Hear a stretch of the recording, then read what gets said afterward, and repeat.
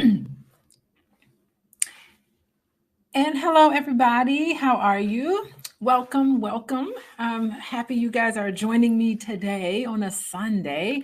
It is a holiday weekend, but I'm here today visiting you guys from Bloomington, Indiana, Indiana University, my alma mater. I'm here today to continue the book club.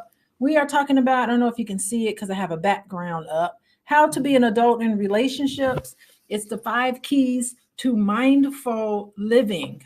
How can we present ourselves and live our lives in a way that's healthy, that's grown up, in a way where you can say, I'm still a work in progress, but I've figured out a way to respond to people and to react to people and to interact with individuals in the way that allows me to show up in the best way that I can. So that is my goal with talking to you guys on a Sunday evening. Hello, everyone. Welcome, everybody. We are finishing. We are still talking about chapter 2. And today we're going to focus on how you can give yourself the 5 A's when it's lacking in your life. Hello, Dr. Vive. How are you? How are you? Welcome.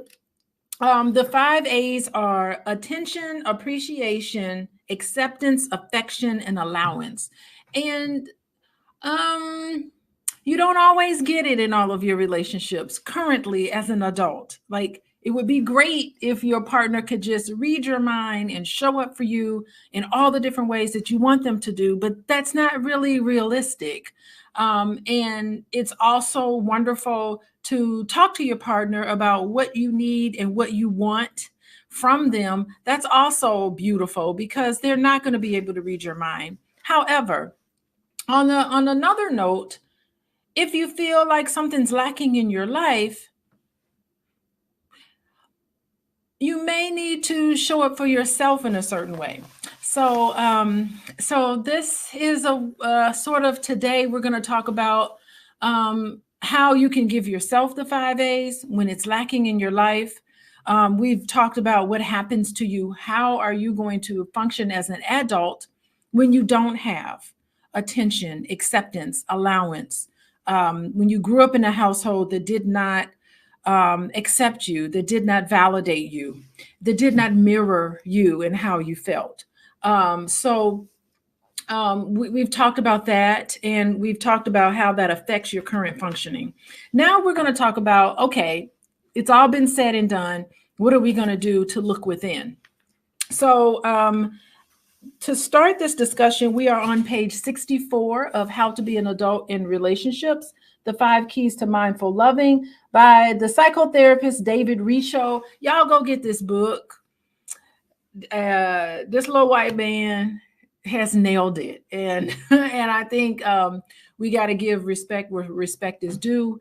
He has given and laid out a really wonderful blueprint of, I think, how the world, personally, I believe it's a blueprint on how the world can just be a better place to live in. I do not believe that the world is dangerous.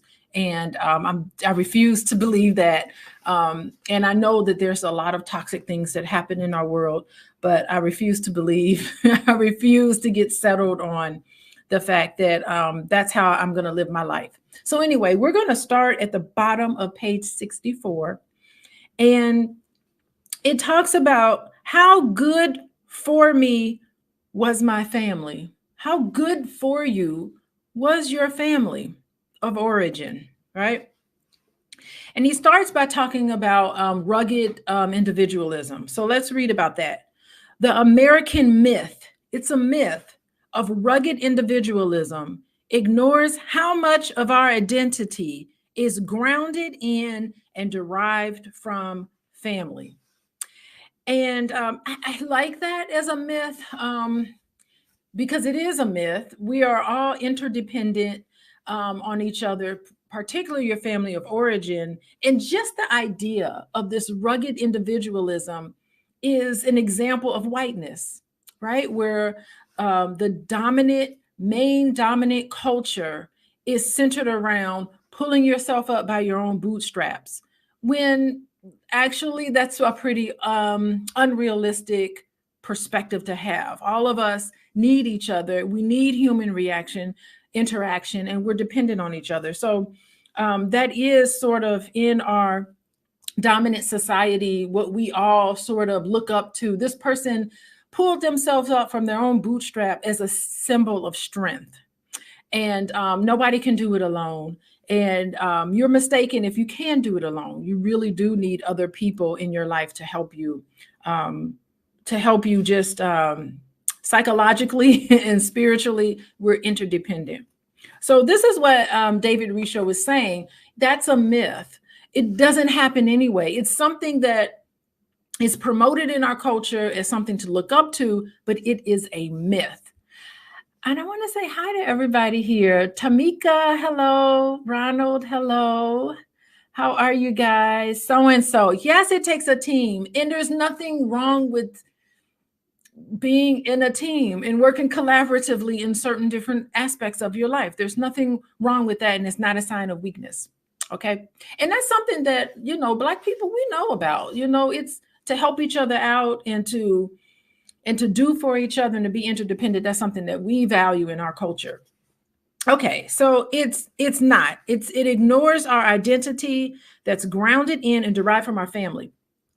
If identity means that which is identifiable about us, we are definitely branches of a family tree, for sure, right?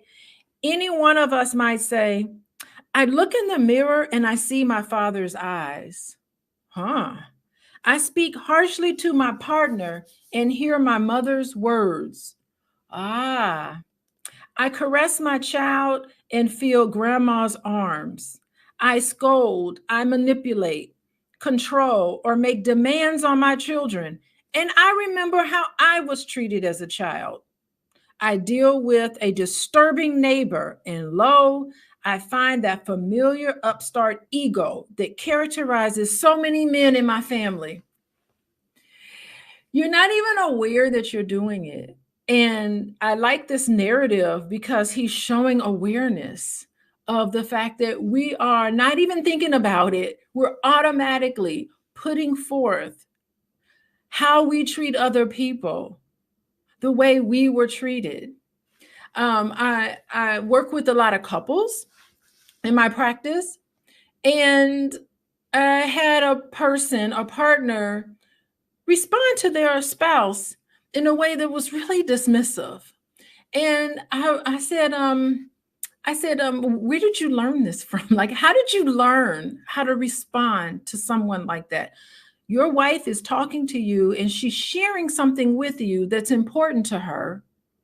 How did you know to react in this way? Where did it come from? And I had the husband stop and think and say, you know what? Honestly, that's what I saw my parents talk to each other. And I remember that's how my dad spoke to me. And I said, well, how did that make you feel? Like when your dad spoke to you that way, how did it make you feel? He said, you know what? It really made me feel pretty awful. I said, well, then how do you think it makes your wife feel? So in a way, we're not even aware that we're doing some of these things. We are trees. We are branches of the family trees in how we interact with each other. I'm also teaching a class this semester called Practice One. So I'm introducing students right now that are in my class. As soon as I'm done with you guys and I go out to eat, I'm gonna come back and start grading papers, because students who want to become therapists have to dig into family of origin. And they talk about, tell me about your parents. What did you see growing up? My parents, myself. So they look at, I ask them questions that they have to reflect on. How did your parents handle conflict in your house? What did you notice in terms of male-female relationships in your household? So students who go into this line of work have to address all of these, but it's always great to address this. And this is something that therapists, we love. We love talking about family of origin, because we know that it has such a profound impact on your subconscious and how you respond, not even knowing that that's how you respond. But anyway, So that's what David Risho is talking about. I remember how I was treated as a child. I deal with a disturbing neighbor, and then all of these familiar things start up. My name is my family name. My grave already waits beside my family's graves. I came here with an ancestral traits, and I will leave here, leave those same traits behind. My life is a chapter, not a book. So the entire book is your family lineage, and you're a chapter in that book. And I think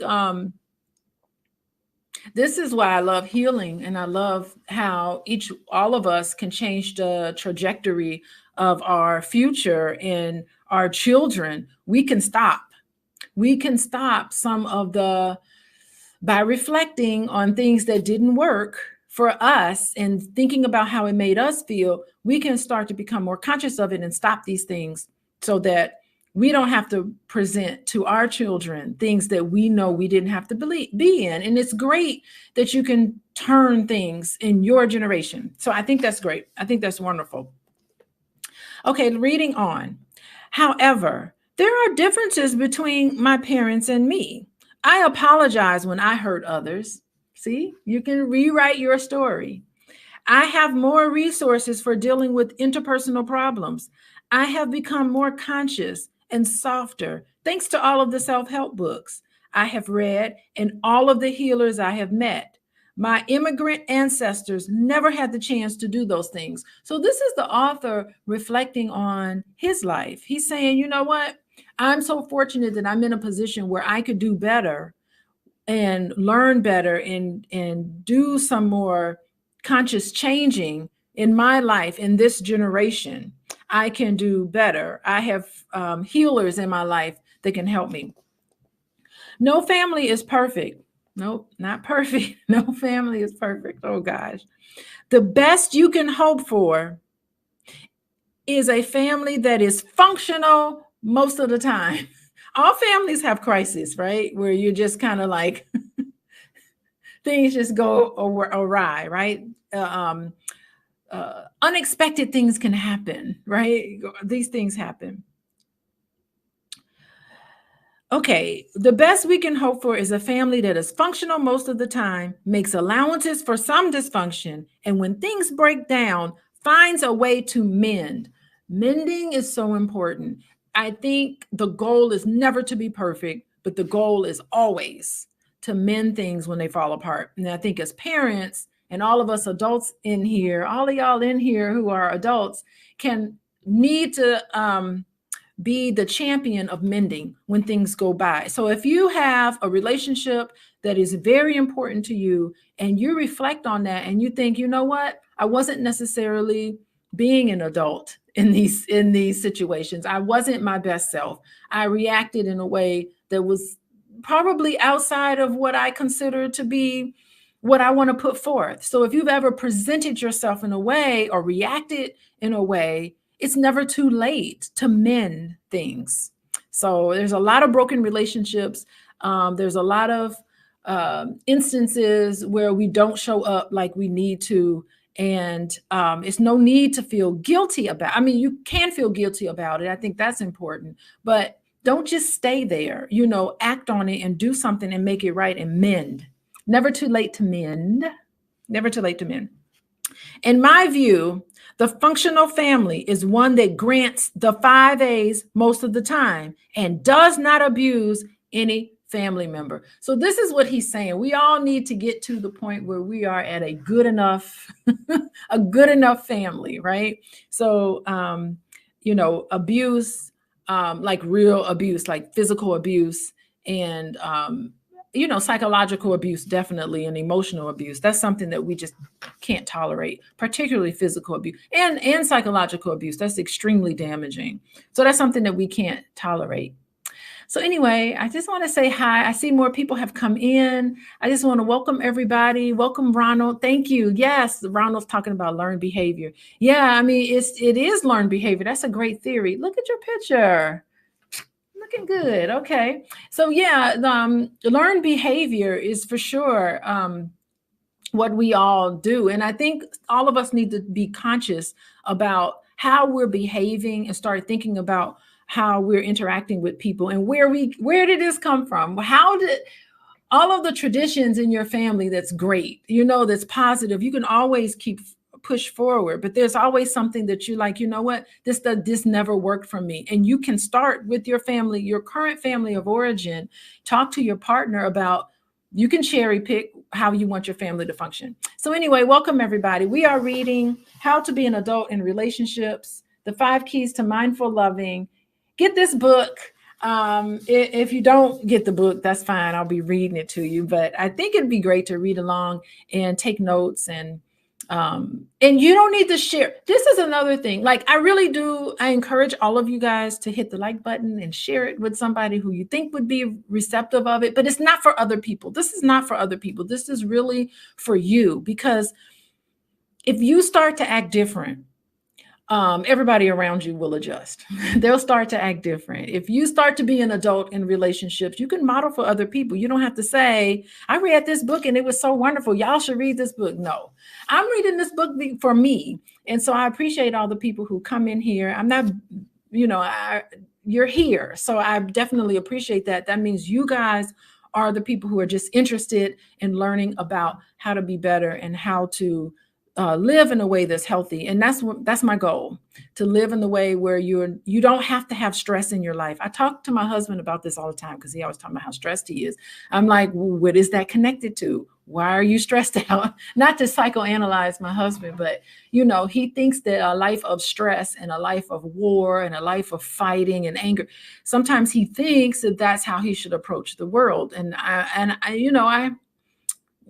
I think when it's time to fight, you can fight. But I think that you have to make up your mind about how you want your world to be. And if you want your world to be war and fighting, that's what you're going to get. But I think that we can introduce other ways of interacting and seeing the world personally. So anyway, okay, so let's move on. In addition, feelings and deprivations are expressed every time they are noticed or felt. I like this chapter because he is really talking about the scenario of how we all should run our families. Y'all listen to this part. I think it's really fascinating. Feelings and deprivations are expressed every time they're noticed or felt.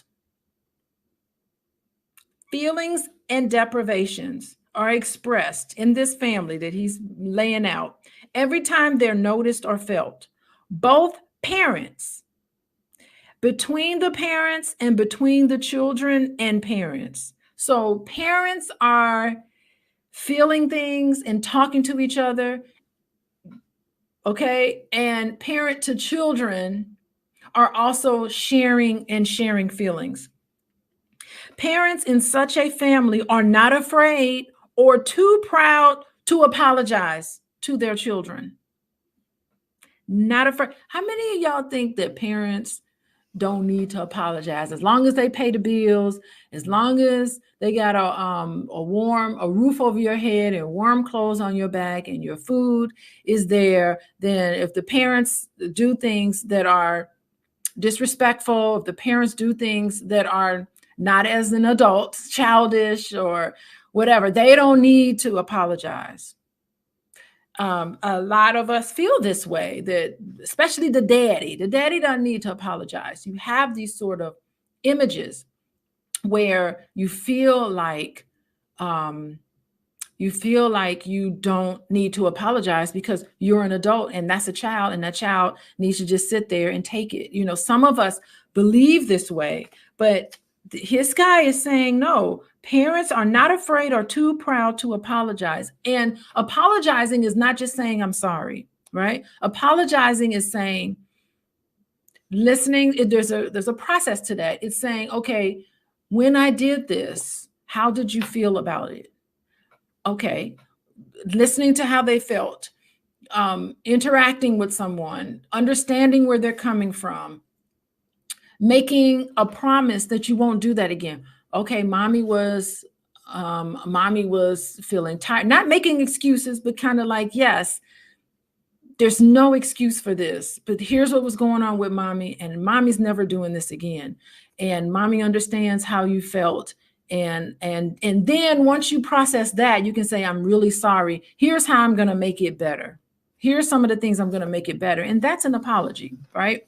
So it's more than just saying you're sorry. There's a whole lot that needs to happen before you say you're sorry. You really need to validate and understand and show empathy and really understand what you're apologizing for and say, I am sorry for, and really clearly spell it out. And then say, I will make it right by such and such, making sure that I am taking a nap and making sure that I am not depleted when I'm interacting with children. However it is you want to show up for your family, but it's always nice to apologize to your children. And vice versa, right? So children have to apologize to their parents for doing things that they're not supposed to do. And remember, you're apologizing for your behavior, okay? Because we don't want children to feel, or parents to feel like there's something wrong with them. You apologize for the behavior. Okay, so let's move on. When it is appropriate, when is appropriate? Life events are patiently and caringly processed by inquiry into each other's reactions, intuitions, and feelings. Family members get ample time and permission to feel guilty, to resolve things in their own way. Crises don't become secrets to be kept. There are no limits on free speech. Did anyone ask me how I felt when a family crisis occurred?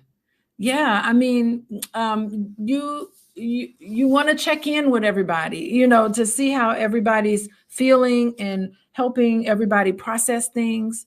And I think that's the best way to get through any sort of family crisis is, of course it's a crisis, so you address it, but in the aftermath of that, you always talk to and connect with everybody and make sure everybody's, how did you feel? What was going on with you?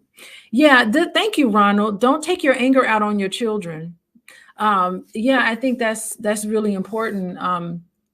It's interesting. I think like people are back and forth when it comes to spanking, like spanking your child. But what happens a lot is stressed out parents will spank their children, and they think that, and not that there's anything wrong with that per se, but I think the problem with spanking is that sometimes if you're having a very stressful day, and I've seen this happen because I work for child welfare, I haven't seen personally, but I've worked with families where this has been the issue.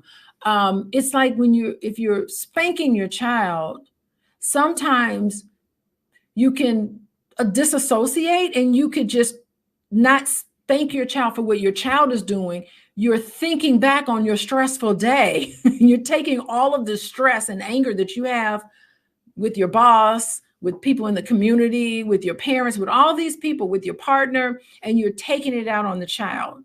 And I think that's the part, the disassociation. And by the time you come to, then you realize, oh my goodness, my child is really, really hurt. So what does Dr. Vive say? Dr. Alicia is speaking. Is spanking good in today's society? No, it's not. Well, it teaches it. First of all, it doesn't teach children how to deal with conflict. It doesn't teach children how to use their words. Your disapproval of your child hurts a lot more than probably physical. And you don't want to teach your child that somebody who loves you is going to harm you physically. So conceptually, I can't get on board with spanking. Data. So what does the data say about spanking?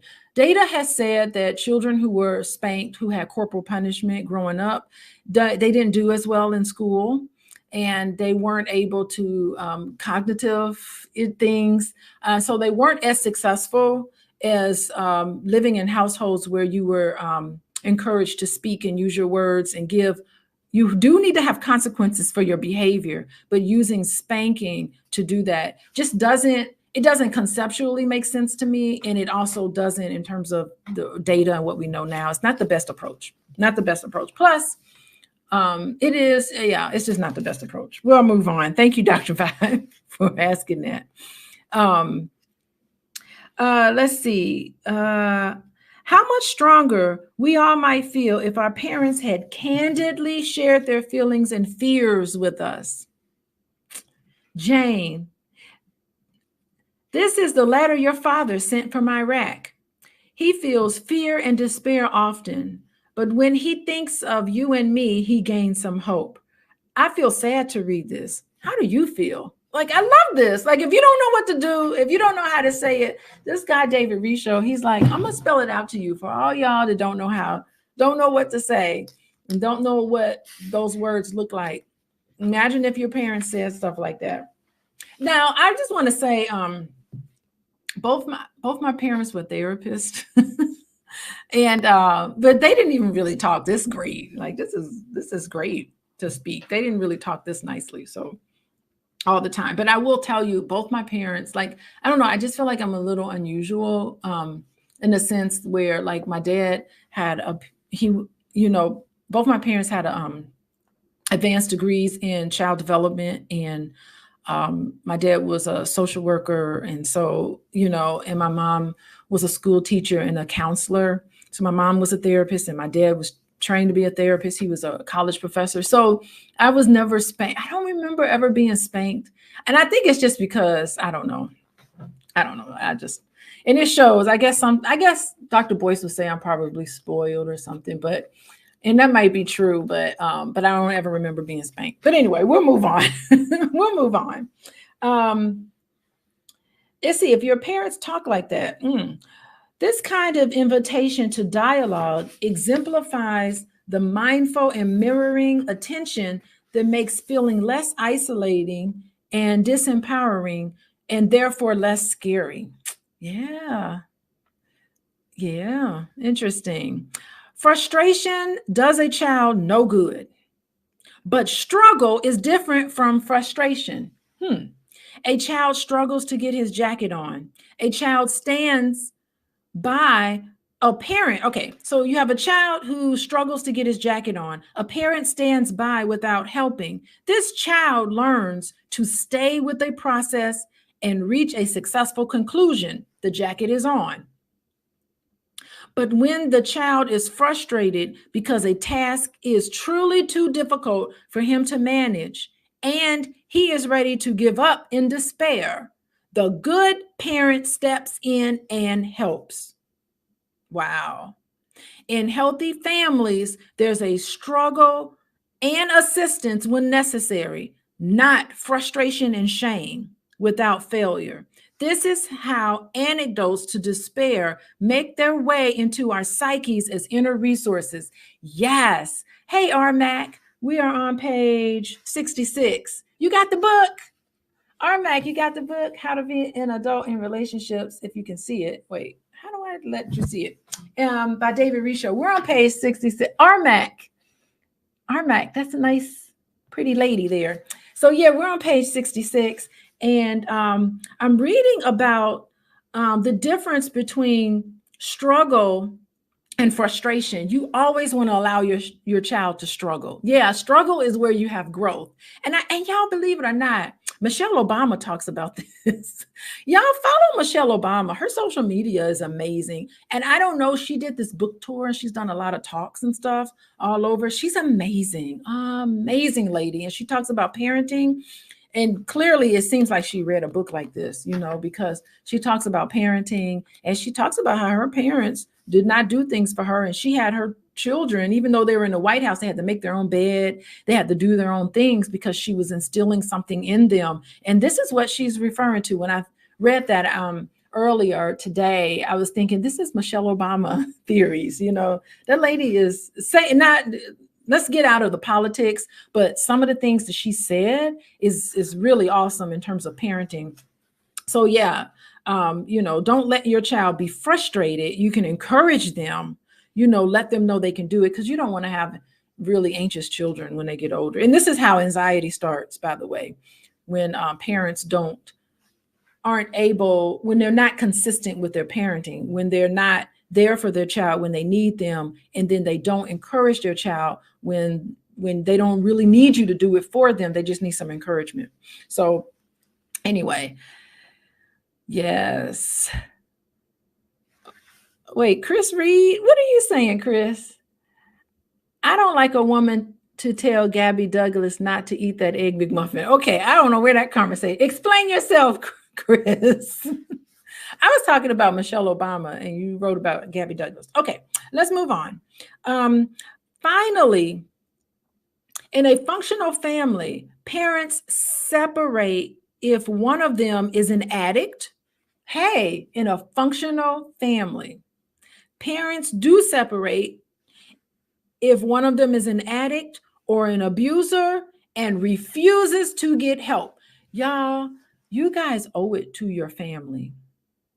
All of you all owe it to your family to have your mental health in check and have your any sort of addictions in check. I think that if you have an issue with mental health and you have an issue with if you have an issue with mental health and you have an issue with substance abuse or addictions, you live alone, I wish you can get help, right? But for many of us, if you live in a family system, it's important for the adults in that family to be of sound mind, right? So no addictions. I worked with a family where the husband had this gambling addiction, and it was devastating to the whole family. And it was really tough to kind of witness, and sometimes you have to take credit card. It was just really, the whole family had to really pay the price. And that's a sad thing to see somebody, a parent with an addiction or who's an abuser and won't get help. So you got to get help if you have a family. Now, if you live alone and you don't have those interactions with people, it's, you just owe it to yourself, to get help. But when you're in a family system, you really do owe it to other people to make sure that you're showing up with sound mind and body. Okay. So this is interesting. He's saying in a functional families, parents separate if one of them is an addict or an abuser and refuses to get help. I agree. The other parent does not let abuse go unnoticed. The children never become objects of inappropriate need fulfillment by either parent. If a parent stays in a relationship, it is not because of the children, but of the joyous desire or a less desirable alternative to honor the consequences of his or her choice to have them. Do not stay with your partner for the children, because it's not going to be for the children. Okay? Do not stay with your partner for the children. That's not healthy. And I think a commitment to your family also means you have a commitment to a healthy relationship.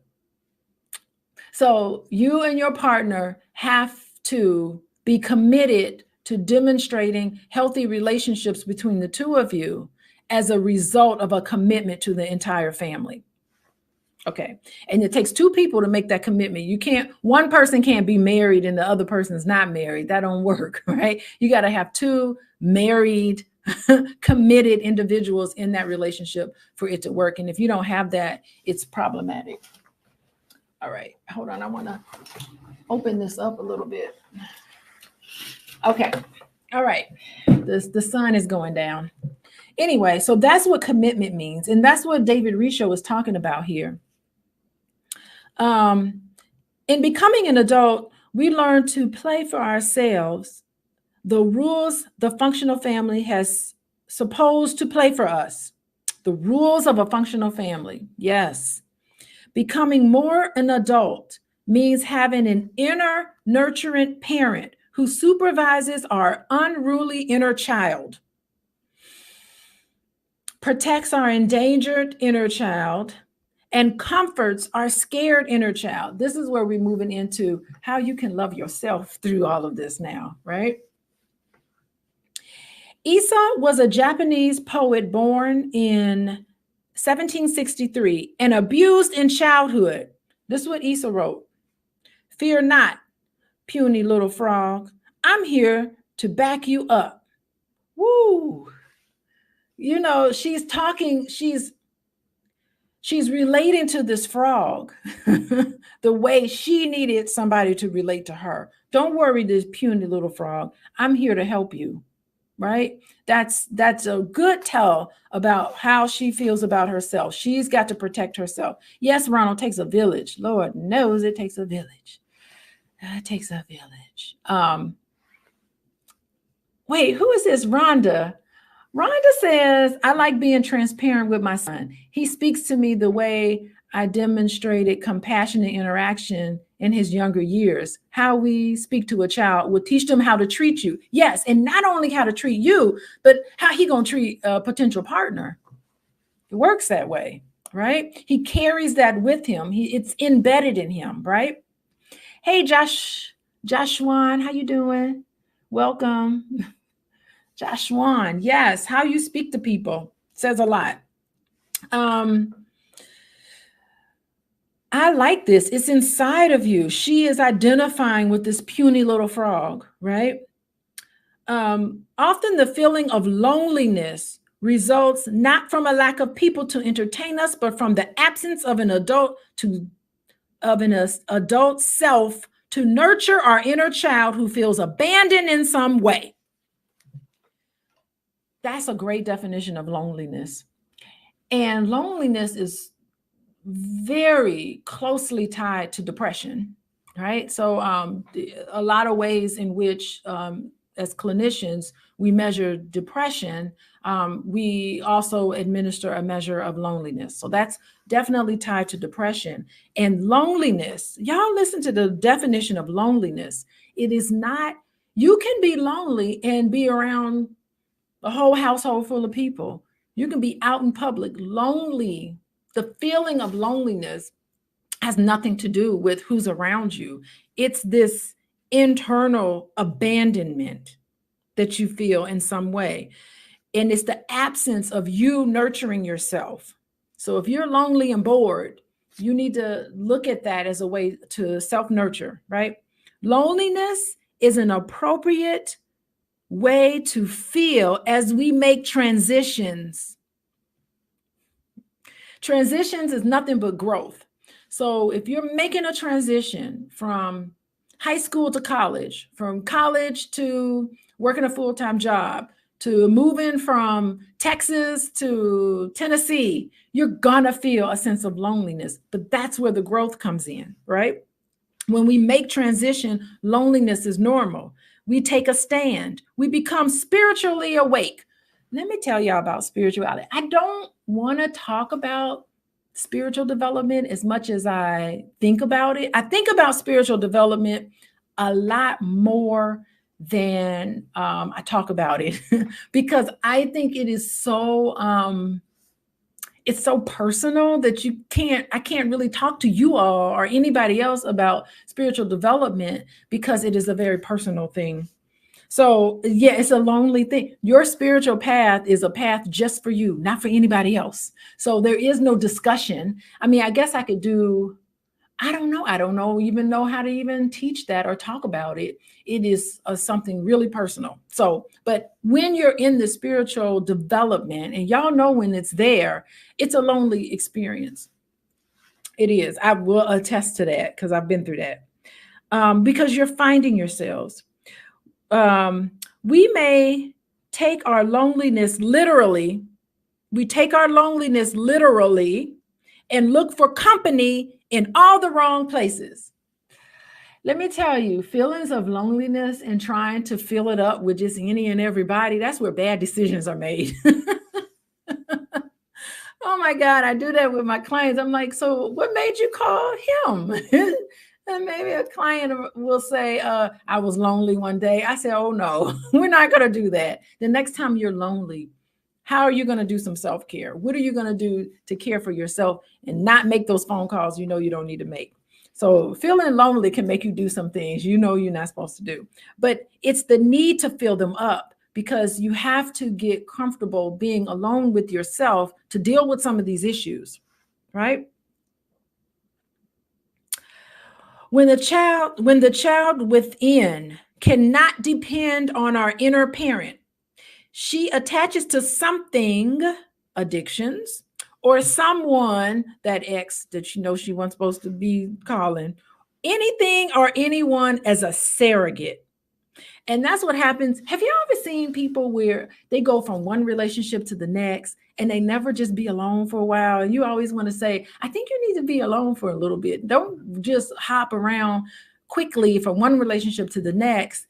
You need to be alone for a little bit and relearn yourself and fill yourself back up. And this is what this means. You know, don't look for a surrogate because you're looking for someone to parent your inner child that's not getting what you need to get, right?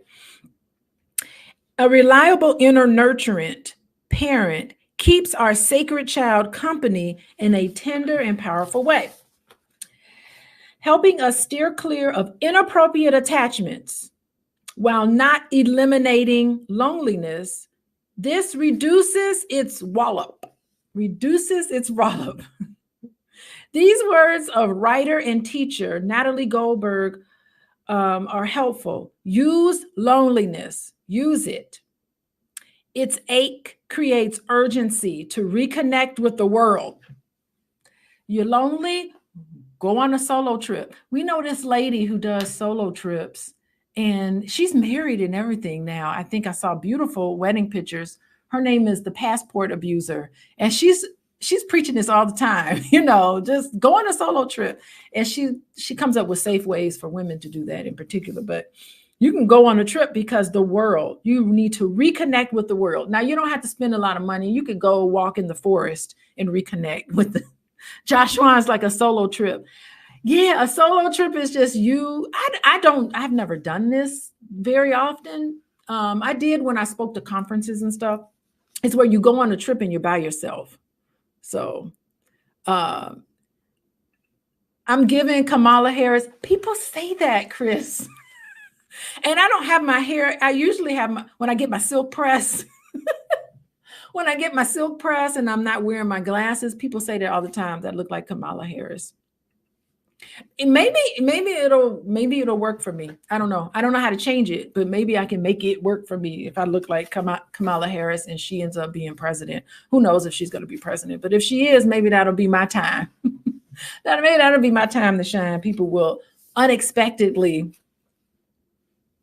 make me president of something. I don't know. I'm all about the subconscious mind. But anyway, yeah. So maybe this is a way for you to connect with the world. Take that aching. Y'all know what it feels. Y'all know that Lenny Williams song. How many of y'all? I don't know. Joshua, you look kind of young. Y'all don't know about Lenny Williams. Who knows about that I Love You song by Lenny Williams? I know Dr. Vibe. He may be in Canada. Maybe he don't know. Joshua, you know about Lenny Williams? How many of y'all? See, it takes an older person to know about this. How many of y'all know about Lenny Williams? He has this song called I Love You. Rhonda knows. Rhonda knows the I Love You song. Dr. Vibe, yeah, this for, been around the block. But I Love You song, Lenny Williams, that is the song. That song is nothing but what loneliness feels like. And I know all of us know what this feels like. You have a breakup. I feel lonely. He even says he feels lonely. So that's the song. So, we know what love is about, and we know what it's about when you lose love. So that Lenny Williams song is what we're talking about here. It is take that aching that Lenny Williams has beautifully, the I Love You song, yes, has beautifully spelled out in that song. He sings it from the gut. And I don't think he had any other song. Did he have any other hit? He had that one hit in him. Lenny Williams had that one hit, and he is talking about the ache that we feel and use it. So what this book is saying, take the Lenny Williams ache, use it to propel you deeper into your need for expression, to speak, to say who you are. Play that song. If any of y'all feeling lonely, play the Lenny Williams song. You'll just be in tears. The ancient Greeks and Romans knew how difficult family life could be. Well, they learned it from the Egyptians. When I went to Egypt, they know about that. The ancient Egyptians and ancient Greeks and Romans knew how difficult family life could be. They realized that human agency alone could not keep families safe and sound, and that it takes heaven and earth to make a human group truly functional. Wow, okay. So Lenny had several hits.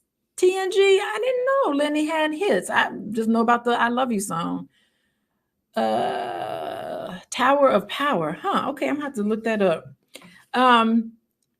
They therefore acknowledge and evoke gods appropriate to each area of difficulty. Yes, this is really interesting. Gods who help humans are personifications of grace, special gifts of assistance that come to us unbidden and help us transcend the limits of our ego powers. Yes, patron saints do this.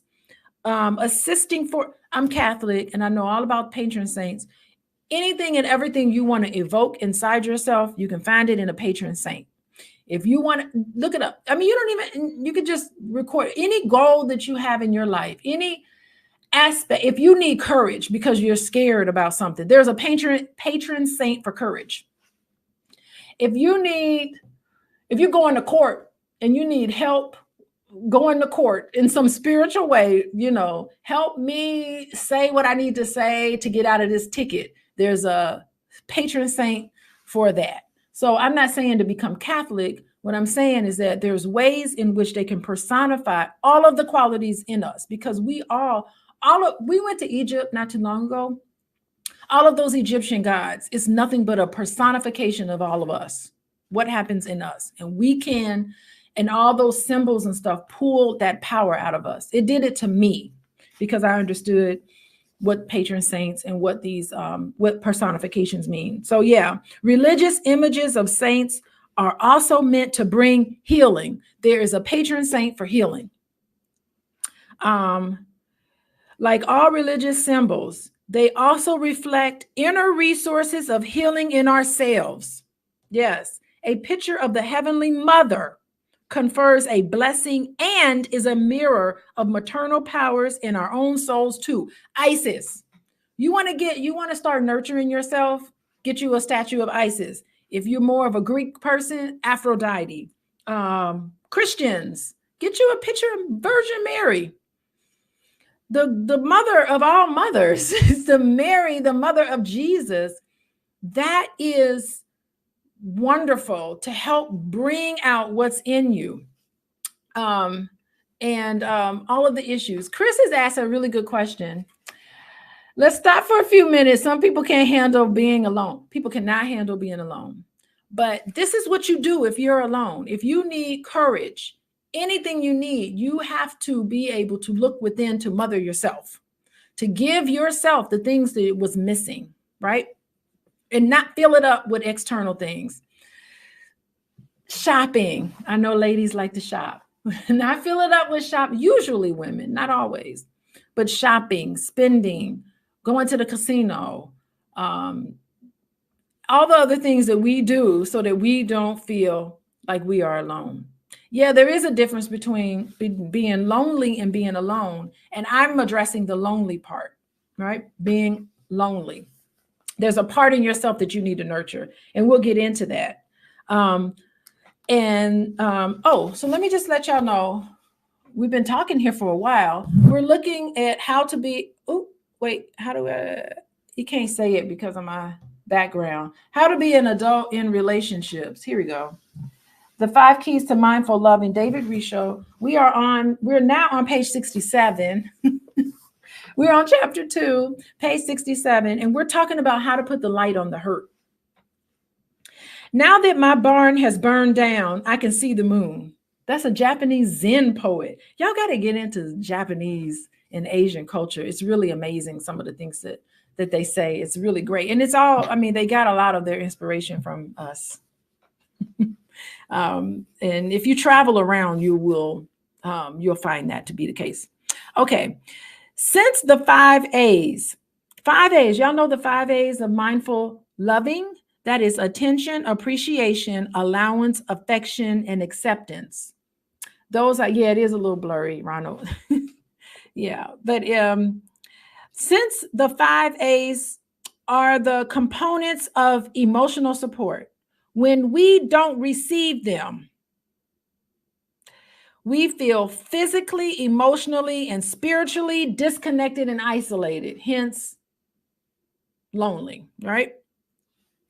The lack of any of the 5 A's feels like a gap in our psyches. You just feel a hole, a deficiency. You're like, you know what?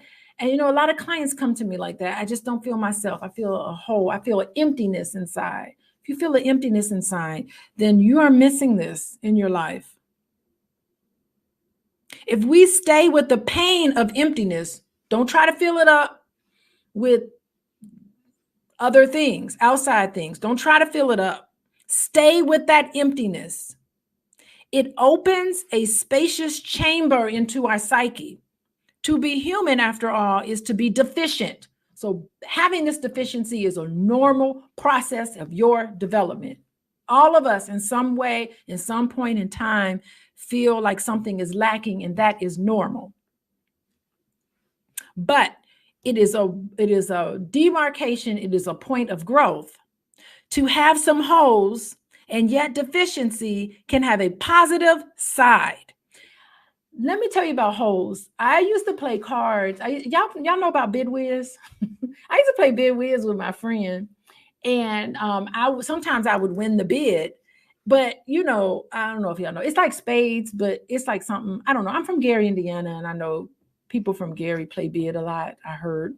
But anyway, I learned how to play bid, and you have a partner over there with you. And then sometimes you play bid, there's like, I am really good, Joshua. I can throw down on some bid. But anyway, but you have some holes, right? And you're looking at your partner. You can't talk across the table, but you're looking at your partner like, I got some holes.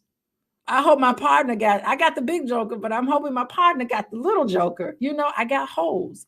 That is what the deficiency. You're never going to have a perfect hand. I mean, you could run a Boston, but you're not going to run a Boston by yourself. You're going to need to have a run a Boston because your partner got your holes, right? So to speak. The holes, meaning you don't have the ace, but you got the two jokers. You don't have the ace and the two if you're going downtown. The lowest card wins. Anyway, that's where you bid, uptown, downtown. But anyway, so that is what we're talking about. You're never going to have a perfect hand. You're always going to have some deficiencies in your hand. And it's also like that with spades, right? Spades, you're like, ooh, I hope my partner can fill in my holes. I don't have all the spades, right? So, yeah, bid whist is very intense, and you don't want to be. You come to my house on Christmas and Thanksgiving, and we play bid all night till the sun comes up. But anyway, so you're going to have deficiencies. That's normal in life. And so he charts out what to do when you have holes, when you're playing bid and you're looking at your partner, and really your partner is a mirror of you. So let's look at your partner. I mean, it's a metaphor, right? So your partner is a mirror of you. So if you are playing spades or you're playing bid and you got holes in there, what do? Okay, so we're on page 68, and we're going to talk about what you do when you have holes. Lack of this form from others. Attention. If you're lacking attention, what can you do to fill in the hole? Look within yourself. You need to give yourself attention. What is it that you need to give yourself in terms of attention when you are lacking attention from other people? Pay attention to yourself.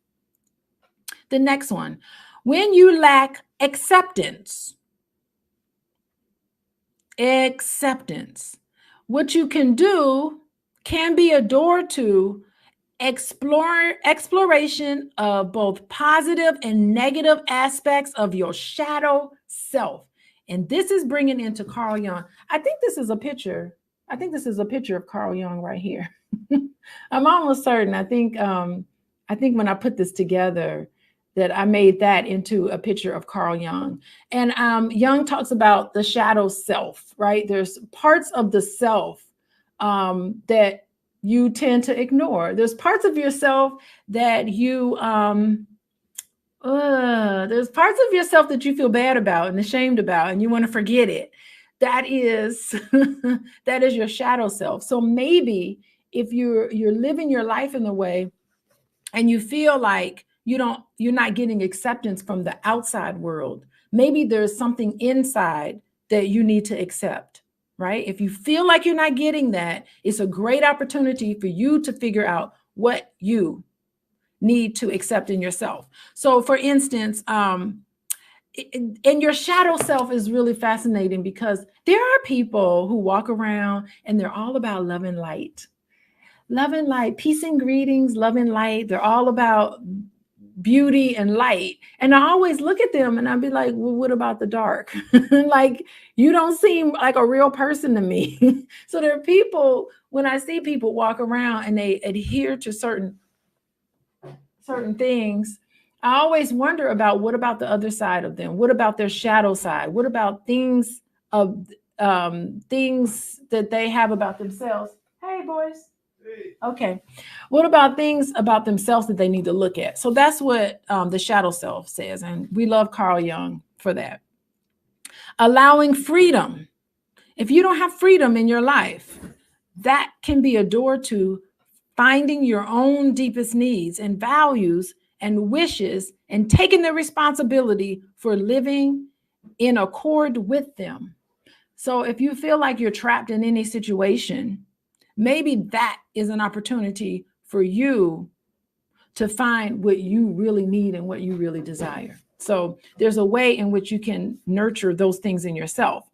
Appreciation. You don't feel like people appreciate you. Well, maybe it's a chance for you to cherish yourself in the world entrusted to you. Start a gratitude journal, practice journaling, practice appreciating every little thing in your life every day, and that helps to build yourself up. Affection. You don't have affection in your life. That's what's missing. Unconditional love for myself. It's an opportunity to show unconditional love for yourself and generosity for other people. So what they're saying here is that there's no need for you to feel lonely. If you feel lonely, look at these 5 A's of mindful loving and try to figure out how you can present that to yourself, because sometimes your partner can't give you everything that you need and want. You accommodate your partner's deficiencies when you're playing spades, but sometimes your partner don't have no spade. You need that extra spade and your partner don't have it. What do? You try to work around it. You can still win the game even though your partner doesn't have your holes, right? So there's other ways that you can fill yourself up where you're not looking outward for what's missing inside. All right, so let's move on. We're almost done here. Okay, viewed in this way, when we view it this way, our unfulfilled needs turn out to be gravitational forces pulling us into the depths of our adult self. Woo! When we apply the 5 A's to our own deficits, they take us to the very place in our soul where fulfillment is guaranteed. We find our depths when we go directly into the hole, just as Alice did. Wonderland is really the depths of the human soul, yes, and its defiance of logic and all its radiant possibility. Y'all seen Alice in Wonderland? I really think you need to rewatch that film. Alice in Wonderland is a beautiful representation of the process that all of us as human beings go through being born on this earth.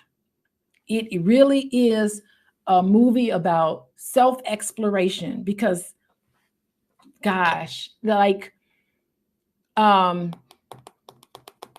in Wonderland, there's a scene, let me think. There's a scene where she comes across this caterpillar. Do y'all know that? Have y'all seen that scene?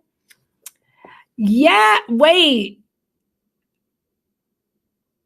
Can a brother Can a brother just panic? I don't know what that is for, but anyway, yeah, there's a scene in Alice in Wonderland where she is meeting up with this caterpillar. And what does the caterpillar say to her?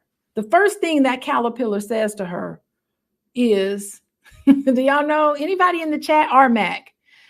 Armac says Alice in Wonderland, one of the first picture books you read as a child. I don't know if you saw the movie. Go see that movie, Armac. And you can find it because it's been out since the probably 1940s, 1950s. You really need to find Alice in Wonderland because it is going down that rabbit hole is a representation of all of us when we go inside ourselves to find ourselves, right? So she shrinks down and she goes in this rabbit hole, which is really into your psyche, into your subconscious. And she meets all of these people. And along her journey, I remember she meets this caterpillar. And the one thing that caterpillar asked her over and over again, what was the question? Does anybody know? The caterpillar asked her, who are you?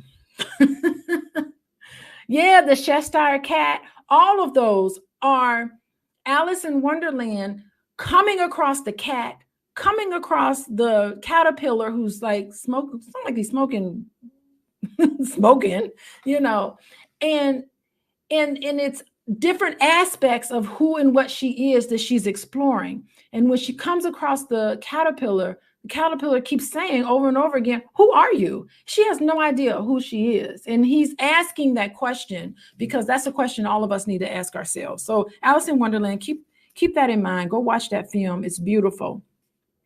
Mindfulness provides the technology for the transforming our gaps into soulful potential. When we are mindful, we enter the pure awareness of our predicament and cradle it without judgment, fear, blame, shame, or expectation. You're going to have to look at yourself. Look at yourself in the mirror. This loyalty to what is allows us to turn unfulfilled needs into self-knowledge. Mindfulness shows that a hole is a tunnel, not a cave. A hole is a tunnel. So when you go through this hole, you can be out on the other side. A hole is dark, like a cave, but the difference between a hole and a cave is that a cave is just in there, but you can go all the way through to the other side and there's light there. And when you're out there to the other side, there's enlightenment in you. It's a necessary process. And I think the mindfulness, taking the path of mindfulness is a way for you to learn really about yourself. Our emptiness turns out to be a transitional space, like the dark passage in a concerto, a movement along among others rather than a whole piece. Emptiness means we have no sense of being held, no net in which to drop safely. Our practice is a net, a parachute, a catcher in the rye. So are our healthy relationships. What do I need by way of support as I look into the holes in myself? And, you know, the irony of it is that if you don't feel the holes within yourself and you look for it externally, it can never actually be filled externally. It's never enough. It's never, ever going to be enough if you look outside of yourself. Never going to be enough. You can only feel it in yourself. The work of healing the past is not to recall past hurt and fix it, but to stay with the hurt. So many people don't want to feel how they really feel. They don't want to even acknowledge it. They don't want to express it, but there's no other way through this tunnel but feeling and expressing and allowing yourself to fully embrace how you felt about certain things, the pain that you felt in your life. You have to allow yourself and give yourself time to actually discover the full range of the hurt that you felt. You have to stay with it, not fill it up until it starts to shift and open on its own. To stay is to find the inner beloved, our deepest personal reality. To stay in a painful situation and be abused is to accept your victimization. To stay in a painful situation and you know you're being abused, that means you are accepting yourself as a victim. However, to stay with your pain self is a spiritual victory. You are no longer a victim. You're no longer being victimized when you deal with your pain. It's a victory. The hurt becomes a doorway into vulnerability. And in that raw place, we find our most tender self. That's the true self, right? When we make the commitment to stay, we are respecting our wounds as shrines that help us just by being visited and lingered in. We are pilgrims, not carpenters, building around it. We're pilgrims when we do this work. If we were hurt because we didn't find love, we paradoxically can find it simply by sitting mindfully in the sense of longing we once felt. We resolve our original loss not by entirely filling it with someone else's response to us, stop getting the validation, right? But also by relocating it in ourselves. Our ego searches for love, but we are meant to find love within ourselves first. Once we have done that, we can reach out to others as rich people looking to share the wealth, not as paupers seeking to commander it. Ooh, boy. Okay, David Richo is getting deep here. I got a couple more paragraphs left, but to all of you all who have just joined us, we're reading How to Be an Adult in Relationships, the 5 Keys to Mindful Loving. And you know what? If anybody ever want to reach out to me and talk to me, you can visit my website right here, coachingwithdralicia.com. I take individuals and couples, and you can fill out my intake, and myself or one of my assistants will get back to you. So just to let you know, this is some deep stuff. So if some things are coming up for you and you want to talk about it more in a private place, just reach out and I'll get back to you. I will get back to you. Love yourself first. Yes, Rhonda. Wholeheartedly love yourself. Rhonda got it. Rhonda got it. Okay. Let's move on. Okay. Yes. The hero of myth and legends is fearless. Yet every heroic story has an interlude in which the hero is powerless. Hero always starts off as powerless. Every single movie that you watch, there is always a hero's journey where they're naive, and they're starting out in the world, and then they go through this trials and tribulations, and they begin as a powerless person, but on the other end of that tunnel, they are powerful, right? At the end of the book, end of the story, at the end of the movie, they always come out victorious. And you know this going into the movie. It's really interesting. We watch movies. We know when we go into the movie, we already know what's going to happen. We're just interested in how this happens, right? Robin Hood, for example, Robin Hood in the dungeon, Jack in the giant's wife cupboard, Jonah and the whale. Yeah, Jonah was in that whale for 3 days, right? That's very symbolic. Okay. Dorothy asleep in the poppy field. All of these incidents serve as metaphors for the times of calm abiding and mindful sitting. Jonah had to sit there in that whale for 3 days. That's mindful sitting, right? They acknowledge the legitimacy of powerlessness and inaction as useful stages in any human journey. Wow. So that's the symbolism in why Dorothy had to fall asleep in that poppy seed. That's an example of mindfulness. Yeah, these movies are really metaphors for these people. The people, by the way, Hollywood, the people who write these stories, they are experts in mythology. They're experts in Carl Jung. They're experts in Joseph Campbell. Joseph Campbell, I think he was a student of Carl Jung, or he definitely studied Carl Jung. He really talks about the hero's journey. Y'all get on some Joseph Campbell. He's really a good one. He talks about the necessary journey that we all go through. They acknowledge the legitimacy and powerlessness of inaction as useful stages in any human journey. In every example, the resting state readies us for new vistas and adventures. Yes. Yes. Okay. In recent decades, the self-help movement has put far too much emphasis on how we should never be victims. We have perhaps become one-sided and forgotten the dynamic interplay between such complementary opposites as defenselessness and resourcefulness. To be solely a victim is admittedly dangerous, solely a victim, right?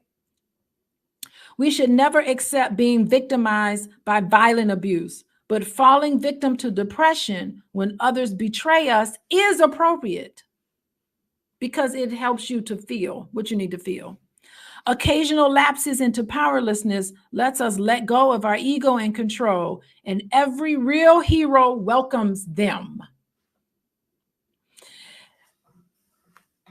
That's fascinating. So being on the receiving end of injustice in some way is an empowering tool. And I do think about what lack of justice and injustice in this world, what it does to individuals.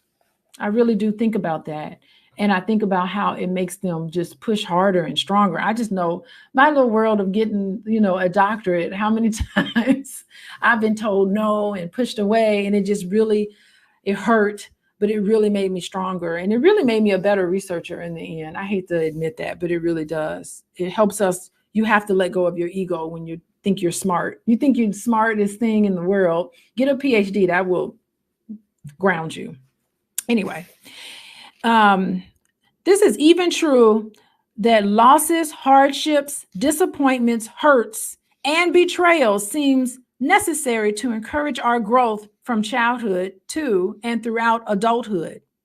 Yes, a mother dog snarls at pups that want to suckle them when it's time for them to be weaned. Sometimes it's time for us to be weaned. This way, they learn to fend for themselves. Let me pause here for a second because have y'all noticed Disney? I guess we're talking about Disney movies today. Have y'all noticed that Disney movies, what do y'all notice? The first 5 minutes of a Disney movie, what do they do? Does anybody know? Chris, Rhonda? Hey, we got a new person here. Mahindra girl. Yeah, what do y'all notice? The first 5 minutes of a Disney movie, what's the first thing? First thing you tend to notice. What's the first thing they do? And I remember watching these movies and I'm like, this is the worst thing. Yeah, Joshua, on Disney movies. Yes, RMAC is right. It is some kind of trauma or abandonment, but specifically they kill the mother off. I watched Bambi. Bambi killed the mom. Even Frozen, that movie Frozen, the parents died. That's the very first thing they do in the intro of these Disney movies is to kill the mother off. And I guarantee you the writers of Disney, they know Carl Jung. They are very familiar with mythology and they are for darn sure know about Joseph Campbell. They definitely are followers of Joseph Campbell because the first thing they do is they kill off the mother and they make this innocent person fend for themselves and making them very vulnerable. And then they're going to go through trials and tribulations, but they're going to grow. Even I think the Lion King even did this too, right? The Lion King, all of this. So in all nature, self-nurturant powers evolve from anguish and separation. It's inevitable. When parents say no to us, we feel the pain of not getting our wishes met. I hate that. Don't say no to me. But something else is afoot developmentally. Prohibitions give us the power to negotiate. Yes, my children do that. When I say no, we're not doing, they'll come back and say, well, maybe. They try to negotiate to get to a yes, right? Children do this with their parents. Okay, it's a prohibition gives us the power to negotiate. They're trying to convince us, right? The mother who always gives us our way will not help us build character. The mother who always gives us our way, they don't help us build character. Remember, Michelle Obama talks about this a lot. As the war hero, Tom Daly said, often the events we regard as our deepest wounds are in fact initiations. Initiations are an opportunity for growth, by the way, that breaks us out of the unhealthy enchantments of innocence, grandiosity, passivity, violence, or addiction. And you know what? If you look at this, in a sense, there's no such thing as something bad happens to you. Nothing bad happens to you. It is always a not now. It is always really an opportunity for something better to happen. So when you are in sort of like, oh my God, I can't believe this happened to me, you really have to answer it with telling yourself there's something better on the other side, and really get magical. I call it magical thinking, but it's really great to get magical and say, what do I need to learn from this situation? Because this is an opportunity of growth, of learning. That's all it is. Growth, change, or even deny our responsibility toward others and our destiny to transcend the personal ego. Nothing is worse than like a blow. You're like, whew. Even early abuse and betrayal, albeit apprehensible, can have a positive side for beings like us who benefit from initiatory ordeals. Every disruption, interruption, and failure at empathetic attunement from our parents helps us gain the power to face the future. With all its separations, disappointments, and defeats, all it takes to access this power is a willingness to visit the past, stay with it long enough to feel the pain, and receive its boon. This is basically what psychotherapy does to people. It makes us connect with how we really feel instead of our defenses. The purpose of psychotherapy is to get individuals to feel the pain instead of covering it up with our defenses. And we also cover pain up with anxieties. So sometimes we feel overwhelmed and we have anxiety. Anxiety means, actually, the definition of anxiety means you're afraid of how you feel. That's the definition of anxiety. That's the real definition. And so if you're afraid of how you feel, you're not connecting with it because you're afraid of it. You have what's called anxiety and defense mechanisms. You need to release your defenses and connect with who and what you are. And that's basically that's the basis for mental health issues, really. Is not really connecting with how you feel. But he's saying that, this author is saying, listen, you have the capacity to feel what's going on with you and to move past it and beyond it. Opposites continually rendezvous in the unfolding human world. For instance, joy requires us to open ourselves to the experience, and that results in letting sorrow in too. When a child becomes able to hold the apparent opposites that appear in a parent, he is maturing. He's maturing. The same mother is at times responsive to me, and sometimes my mama ain't available. And I can love her in both moments and trust that she loves me in either case, right? All of us had some good and some bad experiences with our parents. Even as adults, we look back into our childhood and see only the abuse or only the good times. We know we face the challenge of becoming adults who can hold up opposites of equanimity.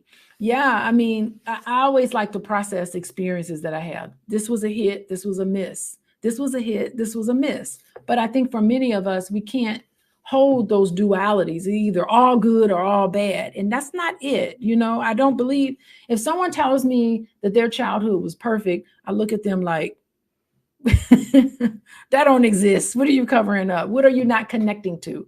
And if someone tells me their childhood was 100% awful, I get the really? Because I know that's not possible. There's good and bad moments, always, typically. Without betrayal, we would have no stimulation, no incentive to leave home, no pressure. We need to have pressure on us. So it's beautiful because it's a necessary process in our identity development. Y'all know I'm here at Indiana University, and I remember this was my very first opportunity to be independent. So when I look around campus and I see all of the buildings I used to go to school in, I think about how great college experience was for me because I was able to say, okay, Here's my way inching forward to become an adult. I liked being at home with my mom, and I liked going to visit my dad, but I didn't feel the need to do that. I remember coming home from Indiana University, and like after 3 or 4 days, I remember going, I think I'd like to go back, go back to school, because I was tired of that. I wanted to go and come as I pleased.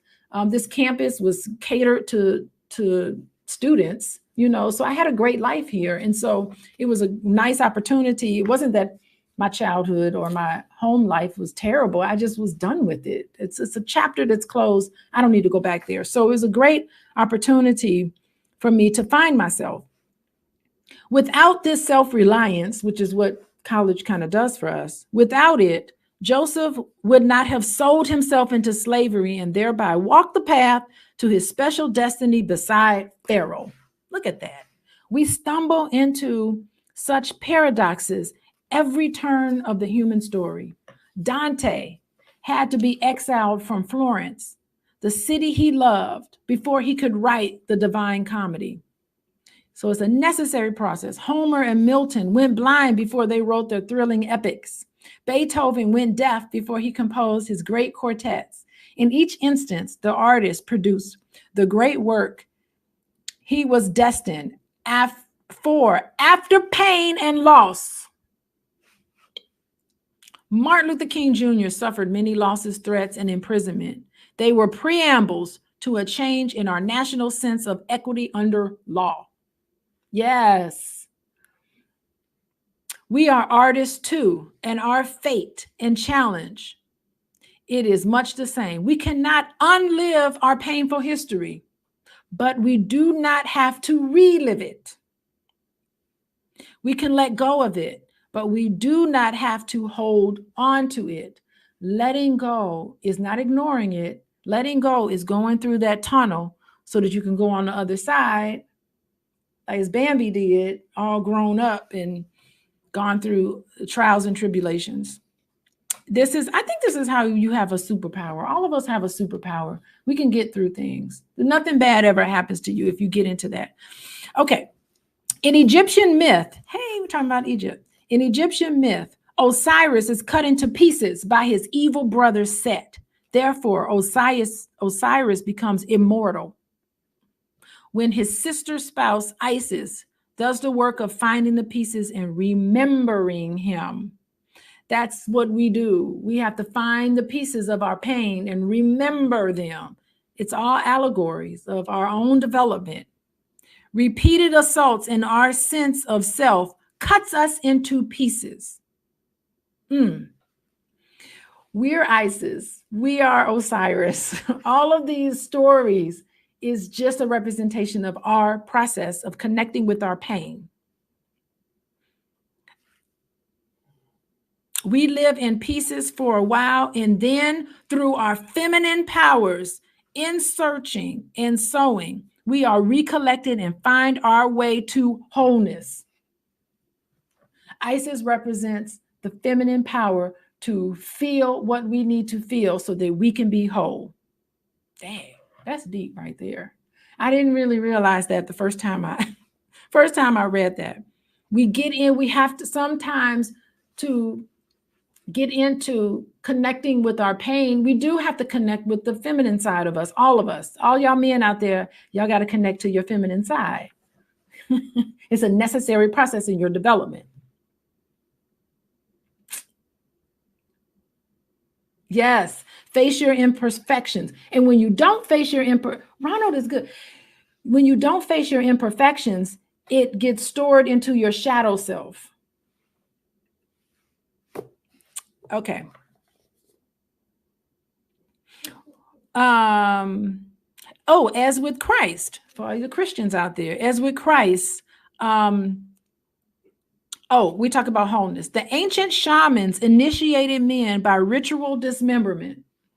As with Christ, Dionysus, and Osiris, and us, fragmentation is often necessary phase in the transition from humiliation and abuse to self-assurance and compassionate love. Wounded heroes redeem others only because they themselves have experienced both fragmentation and restoration. There is a path to love among the ruins. Wow. We think we are the sum of all of the bad things that have happened to us. But that is only true if we have not worked on ourselves. You don't even know who you are when you are reacting out of trauma. You're behaving as a fragmented person. You're not behaving as a whole person. So the thing is to connect with the pain so that you can become whole, and then you can learn who and what you really are without being a traumatized individual.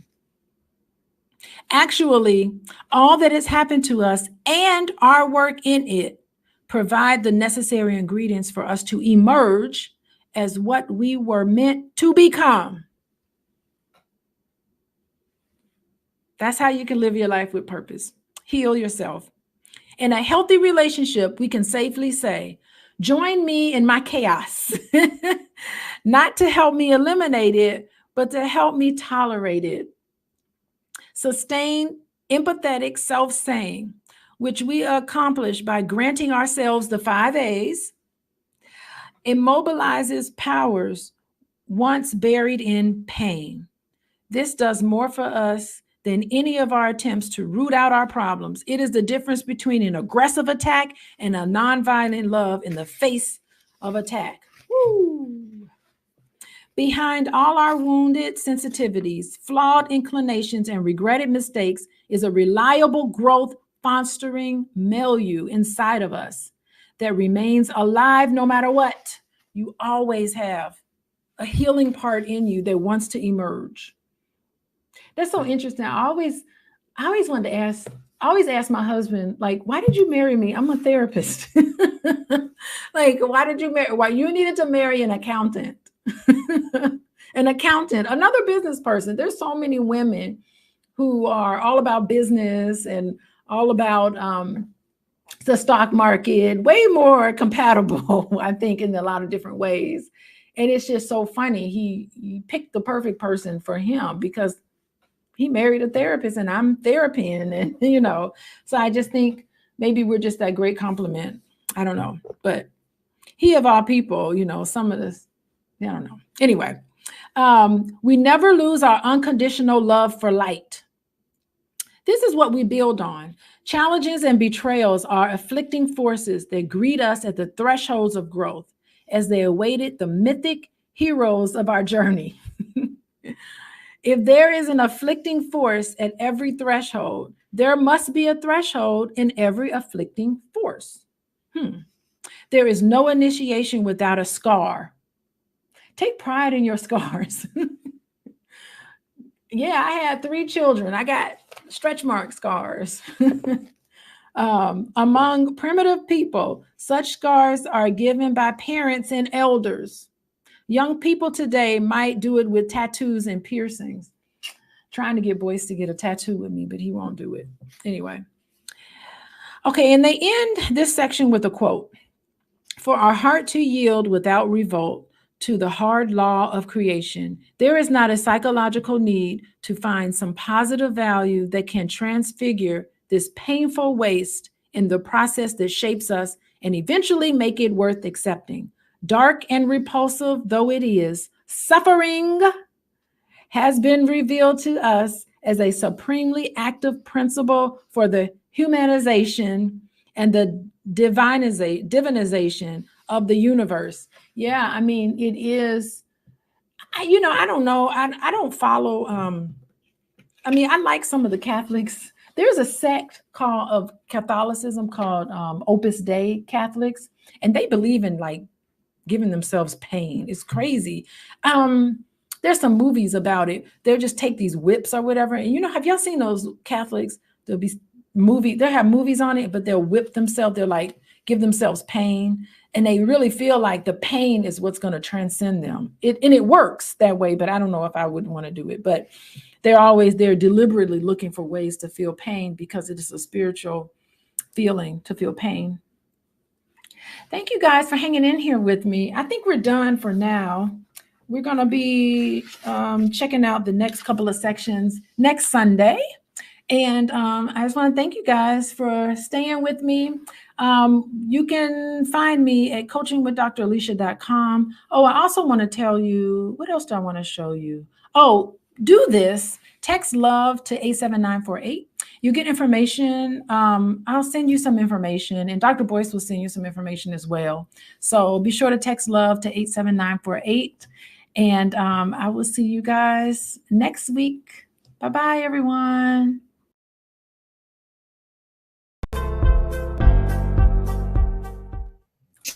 Hey, everybody. What's up? It's your girl, Constance Carter, and welcome. Welcome, you guys. Welcome to Fly Nubian Money, where we help you master your mindset and maximize your money. Today, we are going to be diving into a topic that's often brushed under the rug. Now, we've been talking about low-functioning men, but today we're going to talk about the role of Black mothers in creating broken homes. We discussed Cam Newton and Nick Cannon having children and multiple women, which some consider low functioning. But what about the women who are doing the exact same thing? Now, let me ask you guys a question, audience. I want you to type this in the comments box. Is being a baby mama a growing issue amongst Black women? Why are we seeing more women with baby daddies instead of committed partners? Or let's just say it, husbands. Now, today, we're going to explore this topic. We're going to actually be using Joy Chavis as an example, a woman who has monetized. Let me hear y'all say it one more time. Monetized her lifestyle, but she also represents this growing trend.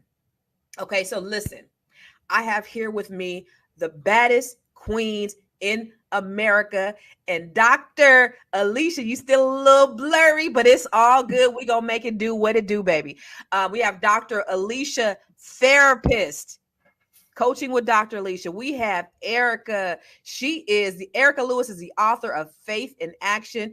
And then we have Miss Felice Hightower Britt. She is your Be Big coach. She's a licensed clinical mental health counselor. So listen, I have a question for you guys. What do you think? Well, no. While we do that, let's roll that beautiful bean footage. I'm not a gold digger. If that's the case, I just date everybody that tries to talk to me with money. I don't. I've worked since I was 15. Like, I take care of my kids. I don't get any child support. Repeat that. I don't get any child support. I don't really ask for anything. I'm able to do everything on my own. She said, skirt, skirt, skirt. I don't. Can you move her? Can you move Dr. Alicia out really quick for me, Gwen?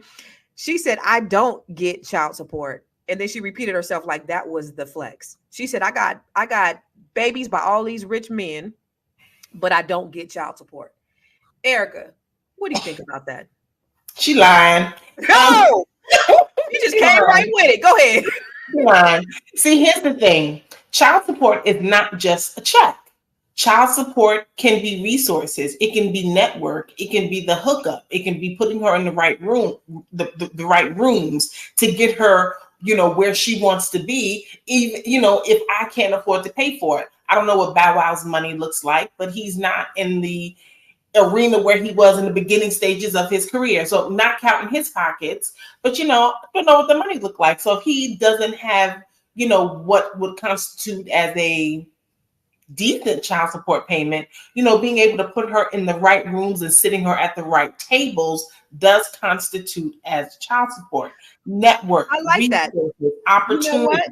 Okay, let's stay on that for real quick. So I want to ask the audience, is child support not just money, but it's also non-monetary compensation? Because that's what Erica's saying. She said child support ain't just about the cash that she gets, but because of her access and proximity to celebrities, to rooms, to events, she actually gets her child support in that way. What do you say, audience?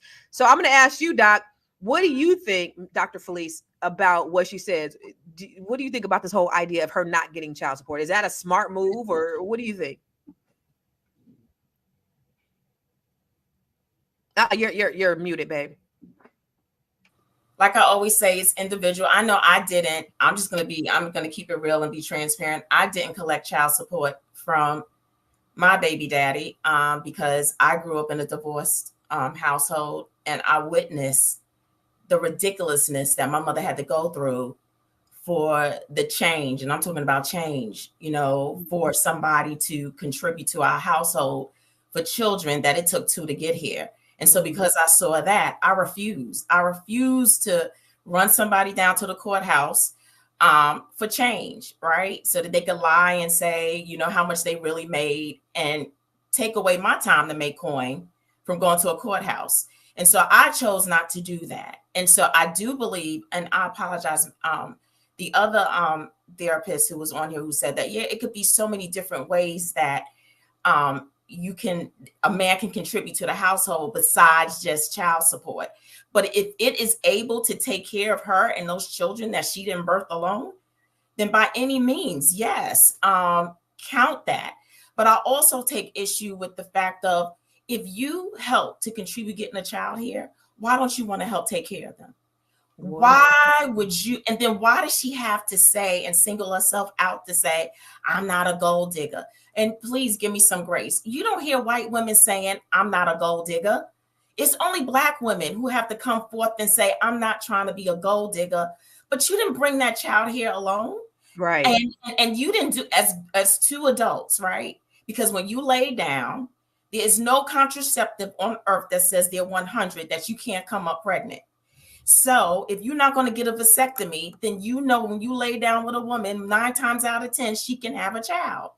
And so if that is a reality, why don't you want to help take care of these children? Why don't you want to be a part of them being a solution to our economic disparities? Then you having to be labeled a gold digger for saying, hey, help me take care of these children. Yeah. Why is taking care of your children have to be equivalent to being a gold digger? That's absolutely absolutely ridiculous. Let me ask you, Dr. Alicia, I know that you was having some technical difficulties a little bit earlier on, and welcome back, my darling. So I'm in my kitchen. You look good.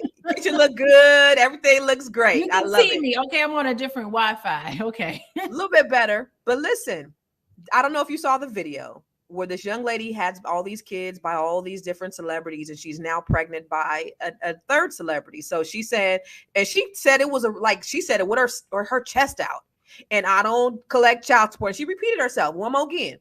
I don't collect child support. What do you think about the idea of her having all these kids and not collecting child support? Yeah, I don't really understand that. I mean, child support, yeah, I mean, we could expand child support to be support for the child, but it just seems like that child is old support, right? The child support is really for the betterment of the child. So if she doesn't need the financial, right? She doesn't need money from the father of the parent of the child, then why not take that money and open up an investment account for the child? Like, why not continue to collect? Right. So, parent, listen, when you give money to a child, there's a connection that's there. There's an investment in that child. And it's not just child support. Encourage the other parent to contribute financially. Yeah. If you don't need it, say, you know what? Let's put the child support money in an investment account for this child so this child can be set up nice. Thank you, other parent, because it doesn't have to be the father as the other parent. It could be the mother. There are a lot of fathers who have custody of their children, right? Invest your time and your energy. Children need more than just, now they need shelter and clothing. They need the basic necessities, but they also need emotional support, psychological support from the other parent. And it's our job as moms to make sure that the non-custodial parent contributes to the development of that child, and it benefits the child. Listen, you are absolutely right, Dr. Alicia, and I love that you said that. I love that you said, hey, even if I don't need the money, take the money and invest it in something else. That would be the most fiscally responsible thing to do. But here she is trying to think that she's flexing like it's really a flex that I'm not collecting child support, when actually that could be money that's given directly to the child. And I 100% agree with that. Like, if you're coming from a perspective as you know, it's not all about the money for me. Well, what about the money for the child? So I think that's a great way of looking at it. And a lot of those low functioning women, they ain't thinking like that. They're just thinking, listen, I don't money. I had to think about this low functioning term. I really don't like it because I feel like it shames people. And I feel like it's saying, I'm better than you, and you're high value and you're low value, and I'm high value because I got this, this, this, and this. I really think like all of us are on a journey.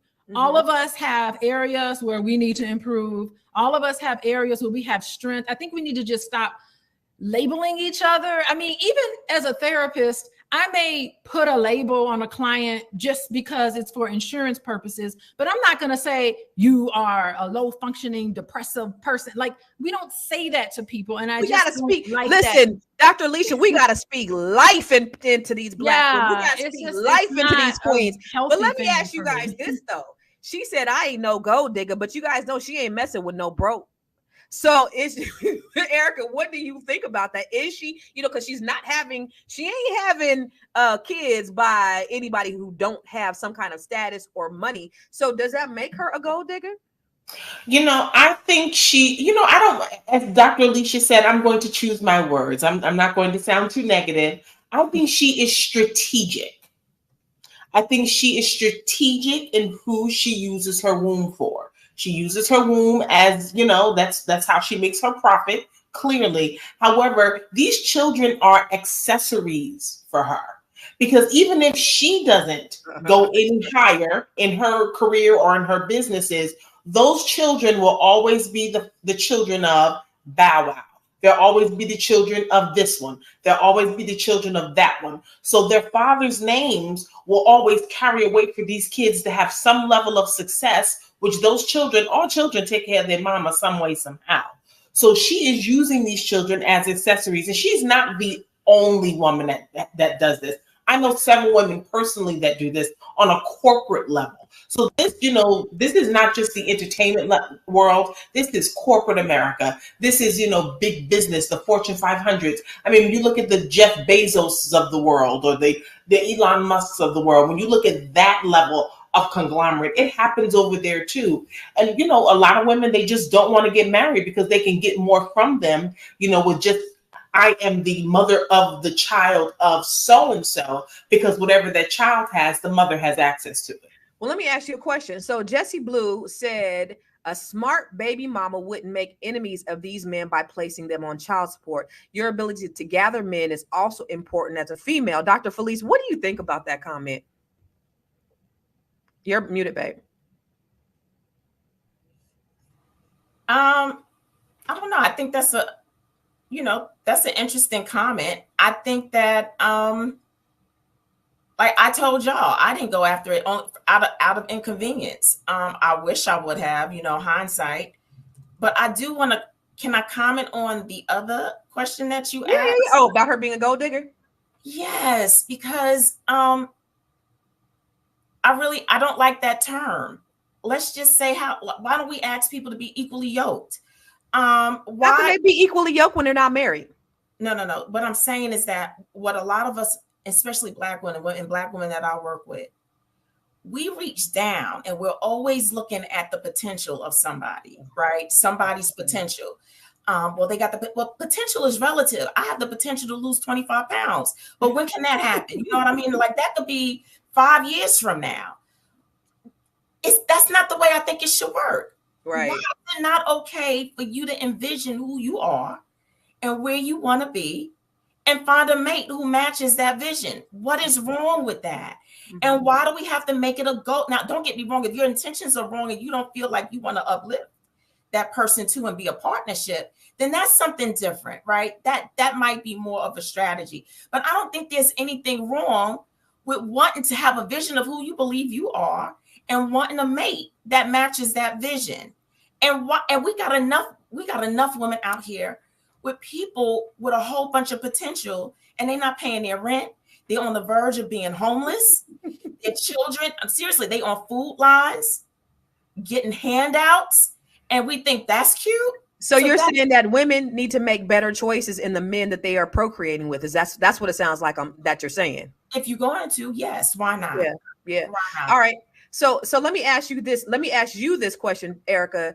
That same question. A smart baby mama wouldn't make enemies Can you put that comment up? A smart baby mama wouldn't make enemies of these men by placing them on child support. Your ability to gather a man is also important as a female. So they're basically saying if you were smart, you wouldn't put your baby daddy on child support. But if he's not paying for the child and you want him to contribute, then why not? See, again, I think what we're misconceiving is that child support is not just money. First of all, we don't even know if she's telling the truth. She could just say that just to flex herself. These men are paying something, even if they're just putting her in the house and paying the mortgage, or putting her in a paid house and she doesn't have to take care of utilities. The child is taken care of. I always say when men are taking care of the child, they're taking care of the mother too. What happens to the mother happens to the child. What happens to the child happens to the mother. So she's got a roof over her head. You know, the lights are on. They've got food. He's sending the groceries. She may not be getting tangible cash, allegedly. However, she's getting something so that she is maintained and she doesn't have to go in her pocket and pull out money to pay for something. She doesn't have to get out here and work a 9 to 5. You know, she can influence, you know. Yeah. You said, wait. Somebody said before we got on here. So that's what they calling it now. Is that what you said? You know, I mean, and it's very important. But like I said, in other realms of this conversation, is that we have to be very careful whose lineage we continue to carry on. When you're having babies for these men, you are creating the man. So we have to be really careful with extending lineage. And women, you know, I mean, she's got 3 kids, 3 different dads, you know, that maybe that's what she wants. No shame, no blame to that, because how we get here, thank God we're here. However, it just sounds like there's an agenda. She hasn't repeated a child with a man that she already had one with. So it looks as if she's scaling up, if I must say so. I mean, she ain't messing with no bro. All right, you guys. So listen, we love for you to talk back to us and talk black to us. This is Fly Nubian Money with the most gorgeous and beautiful queens in the nation. I got Dr. Alicia, I got Dr. Felice, and I got Miss Erica, author of the book Faith in Action, with me. Now, listen, every time you come on here, we want you to participate. Know that this is a dialogue and it's not a monologue, okay? So if you want to ever get notified about when we're going live, because we go live every day, 1 p.m. Eastern, 10 a.m. Pacific, make sure you text the words Queens to 87948. Remember, QUEENS to 87948. And also, y'all, you can listen to us on Spotify. Tune in Monday through Friday at 1 p.m. by searching for Fly Nubian Money. Okay. And if you want to grow your money and not blow your money, go to flynubianmoney.com. Now, before I go to the graphics, I just want to ask Dr. Alicia this, because there was a comment from Black Lexicon that said, when you have your eyes on a man's money, that gives him carnal power over you. Is asking for child support giving him power over you, Dr. Alicia? Well, that's asking for child support is different from just having your eyes on a man's money. Yeah, there's something to that. I mean, if you can be controlled by and want to facilitate transactional relationships, give me money and I'll give you this. I mean, if that's how you want to do it, I can understand that it can be controlled or negotiated. But look at it this way. You've created a person with this other person, right? You've created a child. That child has needs and wants. And so I think that it's just healthy for real men want to pay child support. Like, real men want to contribute and don't look at it where, like, get your hands out of my pocket. You know, you really need to change the way they think about that and just know that it's for the betterment of this child. It's 18 years, 24 years if they're in college. So I don't think I think that men get all nervous about, is this lady with me for my money or not? And that's another conversation. But I think it's so important to know that real men want to have a connection. They want to contribute. They want to contribute financially. Taking a man to court, you don't even have to do that. You can just sit down with and come up with an arrangement that's good for both of you, you know. But if those discussions fall apart, then that's when you need courts involved. But you don't have to have courts involved. I don't have to garnish your paycheck, you know. But see, and you've seen, I'm sure, all the entire spectrum, Dr. Alicia. But you know, you have sometimes you have, you know, a very immature situation where you have a baby mama who wants to control the man by child support, or if you don't do this, I'm gonna put you on child support, or men who just flat out refuse to pay, and then they act like their little $20 or their little $100 a month, or even their $300 a month is actually making an impact on that child. Do you know, for me, I have four kids, right? 3 of them are growing boys.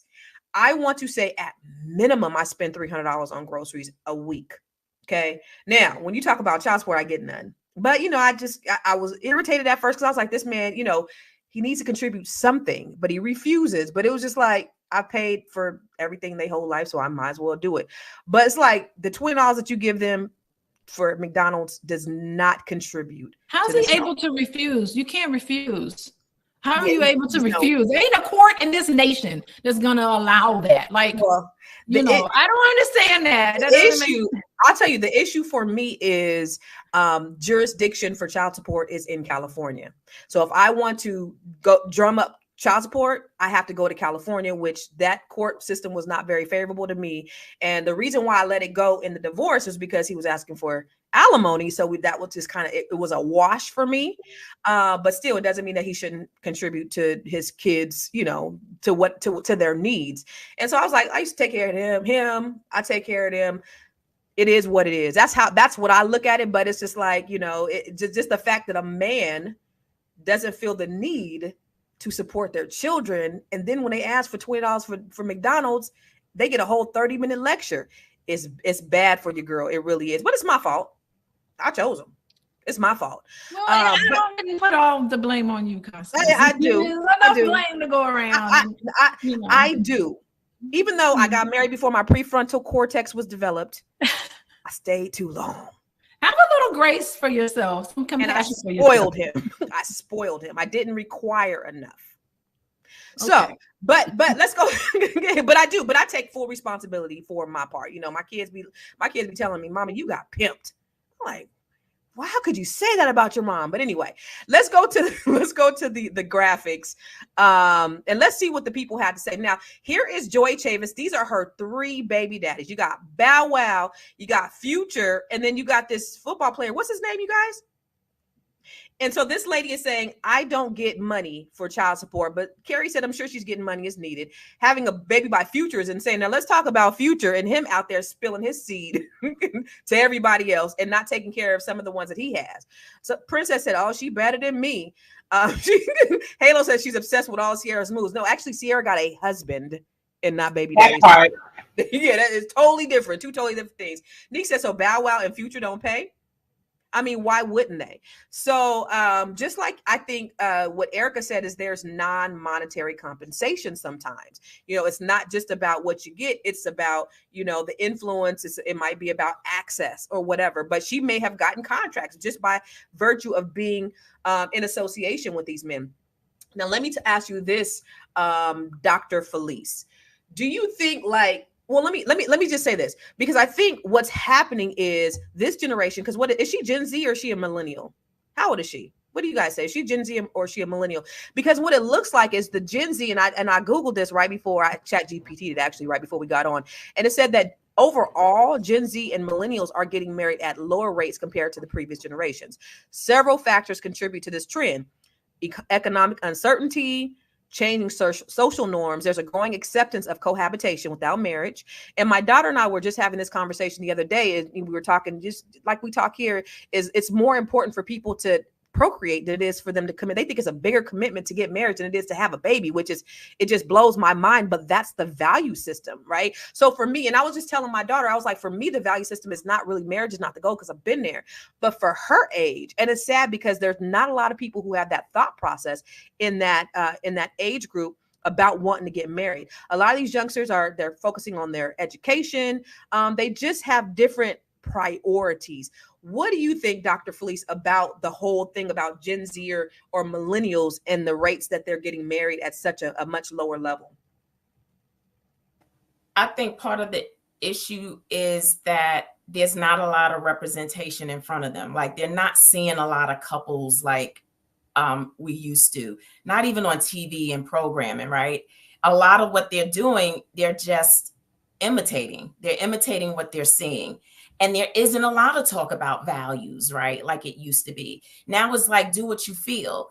And also, they are, now, I think this generation is brilliant. They are brilliant. They bring a lot of things to the table, but our value system, like you stated, it's people don't have the same values anymore. And they're not, and even if they are seeing marriages, they're not seeing good ones. They're not, or they're not even That's what my daughter said. Or they're not seeing marriages that are at least trying to stay in the game or the ring and make things work and make it functional. So why would you want something that don't look good and that's not appealing? And so because they're not seeing proper images of what a good marriage could look like and be like, why want it? And so, and at the end of the day, they're just fine. They're going about doing their life. They're fine. They're supported by their social media audiences. They're supported by the people in their groups. So why would they have to change and do something different when they don't have a model to go by? Mm-hmm. Yeah. What do you think, Erica, about that? What do you think about just the rate of, because it looks like she's either 33 or 35. So do you think the idea of millennials getting married at a lower rate, what's the why do you think that is? Well, I think a lot of millennials probably saw that their moms were single moms. And it's an instance of like, well, my mother didn't get married and there were 4 of us and we're okay.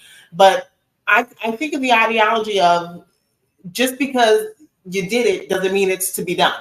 Mm-hmm. You know what I mean? Just because your mom successfully raised 4 kids does not mean it is to be done. I mean, my parents, I talked about this before, my father sang the Drifters. So my father was in the industry. My parents divorced when I was 14. My mother became a single mother to 2 children. Was it to be done? No. Did she do it? Yes. Oh, and my mother too, just like you, Dr. Felice, did not get child support. My father had relocated overseas. He had to be found in order to be served his divorce. And after, all of that, finally got the signatures. I think it took about 2 years. And then once, the divorce was finalized, her attorney said, okay, we can go for child support. She said, no, the length of time that I would spend back and forth with court fighting over money, I can work a second or a third job and be done with it. And that's what my mother did. So the difference between women, not just my mother, but that generation, women of, I don't want to say of old, but, the women before us, I see that these young women, these millennials or Gen Zers, they have baby after baby after baby after baby. There's no break, there's no pause in between for them to really connect with themselves. So you're not just, they're just having babies. I wonder if they're being mothers. Ooh. And there is a complete difference. Ooh. Are you being a mother or are you just having a baby? And that for me is the part of the question. Yeah. Well, let's hold that thought right there, because that's actually a good point. They're being mothers, they're having babies, but are they really being mothers? Dr. Alicia, what do you think about the value system? And somebody said, I think it was Black Lexicon said that millennials came after baby boomers. No, it was actually Gen Xers, which is, I think, our age. And then it was millennials. But what do you think of the idea that they're getting, the Gen X, the Gen Zers, the millennials are just not seeing the value of marriage these days? Yeah, well, I mean, remember, this is the generation of people that went through individualized education, where teachers were told when they were in school, because I got millennials in my household, teachers were told we have to cater to the developmental needs of this child. So no more are children have to go through school and have to adjust to their surroundings. The idea is that the surroundings need to adjust to them. Also, this is another. Wait. I need you to pontificate on that one just a little bit longer. Yeah. What does that mean? The idea that their surroundings need to adjust to them. Let's speak on that a little bit more. It makes some adjustments so the child feels comfortable to learn. Instead of this child needs to get in contact with things that are different from them, that may be triggering for them, where they have to expand and see things from another person's point of view. That sort of thing was kind of, in a way, taken out of public education. Also, we have this. Wait. I'm sorry. And hold your thought, please. Yeah. When was that taken out of public education?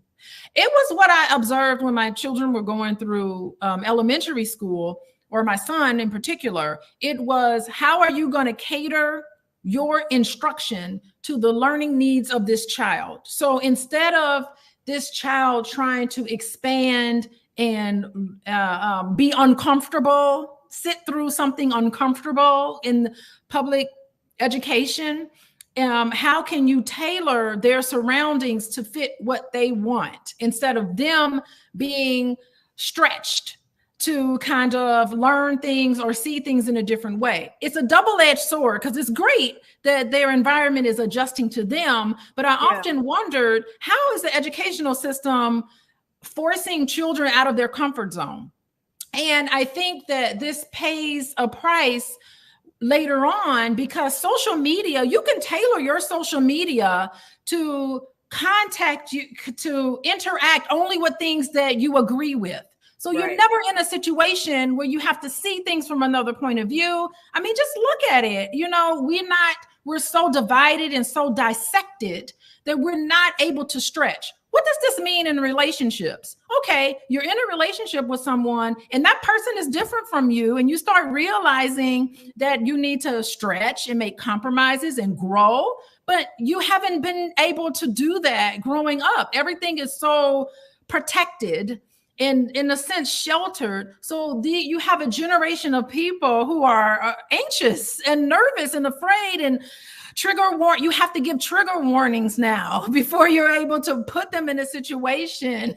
I'm so glad you said that, though. I'm glad you said that, because you know, it made me think. I was just having a conversation with my youngest son. He's 16 years old. And I know we're gonna go back to the relationships, but my son is 16. We've moved cross country, so he's been having a hard time connecting with other people. One of the things he said is, COVID was the worst thing that happened. He said the best time of my life was 2017 to 2019, Mom, because when COVID happened, we didn't have to interact. It just all became about social media. And now they don't know how to interact. So imagine, Dr. Alicia, what's going to happen with these kids who don't have the social interaction that even the generation before them had. How was that going to then affect relationships? And oh my God, it's a mess. I'm a college professor, and we're just like going crazy in universities. And there's an article, y'all can look it up. It's called The Coddling of the College Student. College students want to be coddled. They don't like being in the classroom. I've had college students come to me and say, I don't think this exam was fair. And I'm like, why? And they were like, because I was surprised by some of the questions. I'm like, I gave you an outline. They want you to tell them every little thing that's going to be on the test so they can regurgitate it back on the test. There's no, they just said, what, I worked real hard and I studied hard. So they think that because they studied hard that they're supposed to get an A. And I'm just like, I don't know what to say to you. You got what you got on this test. And they like, that's unfair. I've had so many students complain and file a grievance against me because the test wasn't quite what they expected it to be. You know, it's a generation. It's like it's a generation of entitlement, and they're fighting everyone. I'm entitled. No, I'm entitled. No, but I'm entitled because, but I'm entitled because. It's almost like the entitlement supersedes the other one's entitlement. And it's ridiculous. It's insane. How are you going to be in a relationship with somebody when you think everything has to be you? Because nobody knows how, again, like you said, nobody knows how to connect. Nobody knows how to compromise. If you want to blame the teacher, if you're going to blame your professor, that you didn't do a good job on a test that you knew was scheduled to take place, and you had a book and notes that you've been taking for the last 90 to 120 days. But come on now, let's go back.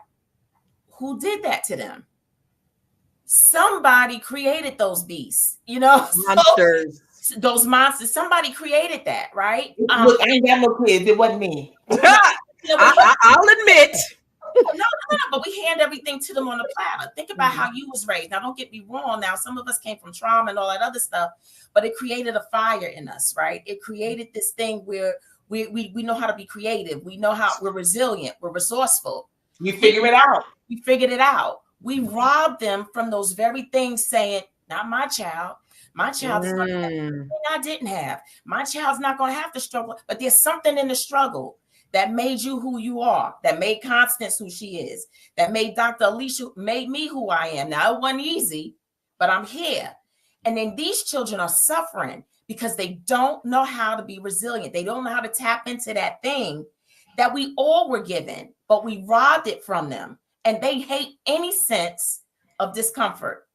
You know what, though? You know that, and there's that saying, weak men build strong men build weak men. So then we have this cycle that we go through every few generations where, you have circumstances that will build that character, and then you get to the coddling. But then also, it's there's a statistic that, or there's a study that shows that this is the first generation, and it's proved because my daughter can't move out, right? This is the first generation that's going to do worse than the previous generation. And this is what we know across, socioeconomic statuses, culture, race, all of that is that this generation is not doing as well because of inflation, or because of all of these other things. So then it creates a new social norm. And so I do want to shift gears, and I want to talk about the breakdown of the Black family, because I think that is what this translates to, is like there's just a huge breakdown of what we're seeing within the Black family. But before that, I just want to welcome you guys. If you guys are just tuning in,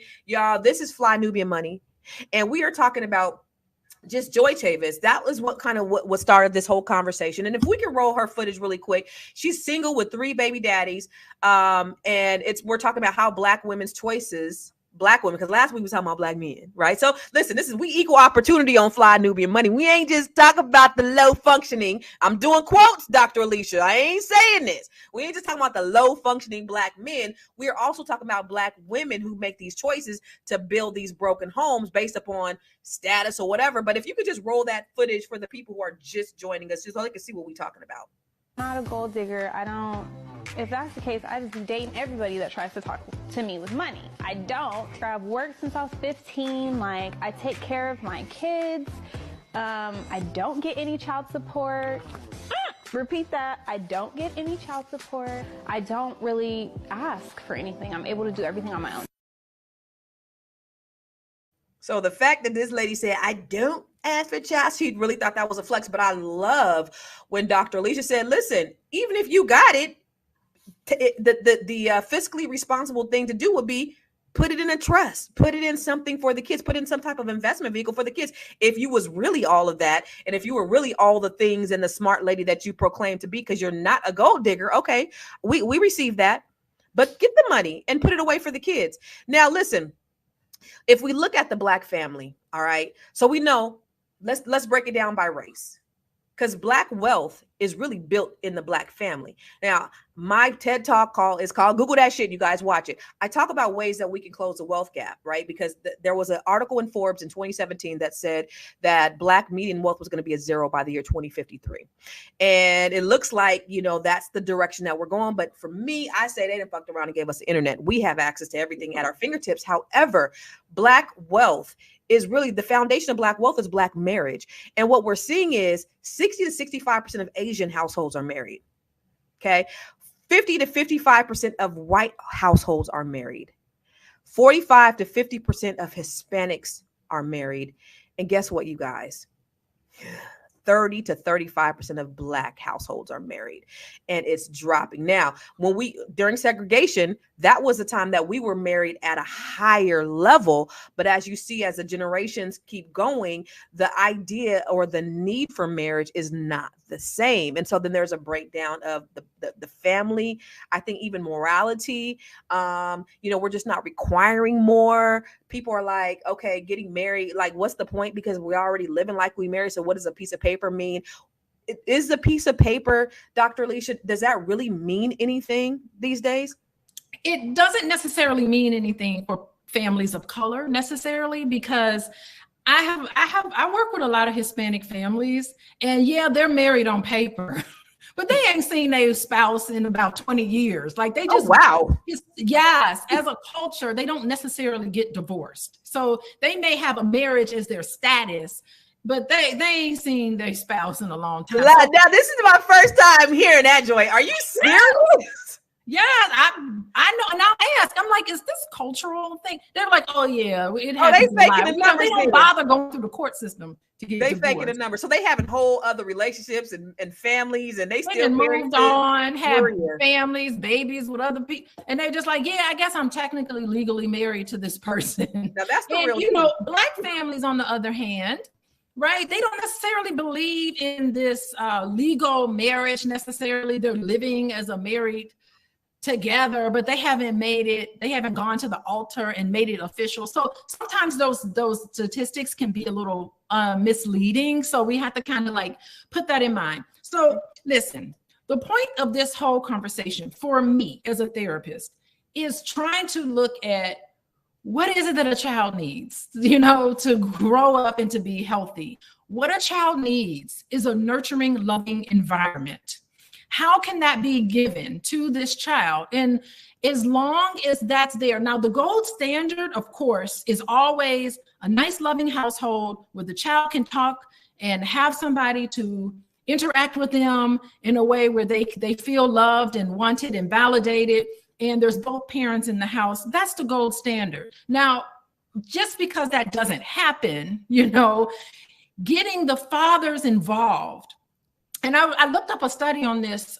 Children who maintain regular contact with the non-custodial fathers are 40% less likely to show behavioral problems in the school. And there's lots of statistics like that. So there's ways in which you can buffer some of the effects of not having the two parents in that house, that household. If it's loving and it's fostering a relationship that's very nurturing to the child, sometimes you can buffer some of the effects of not having a parent there. So, I mean, you know, that's the point of it all, is to make sure that child grows up. So even if they're not married, just making sure by virtue of being a present father or present parent or non-custodial parent. What do you think, Dr. Felice? Do you think that having that piece of paper actually really means something for the benefit of the family, the morality, the growth, the wealth? Do you think it actually is necessary? I don't know if it's necessary, but I'm an advocate for family. And so I believe that that's where true wealth can generate from. And I believe that's part of our problem. And so just think about, so like say we say it's a paper, it's a contract. Well, it's important for that contract, because if that spouse dies without that contract, that family will be in poverty, because how will they get that money that they might have built up if they don't have that contract in place? How can you ensure that your child has the basic necessities such as health insurance if that contract is not in place? So it's bigger than just a piece of paper. It is a surety that makes sure that your family is taken care of in some adverse circumstances. And I think another reason for the breakdown of our family, and I'm just going to keep it real, is a lot of our Black men are not checking for their women. How do we get our Black men? Because if you think about it, right, when our men make it, when they become successful, where do they go?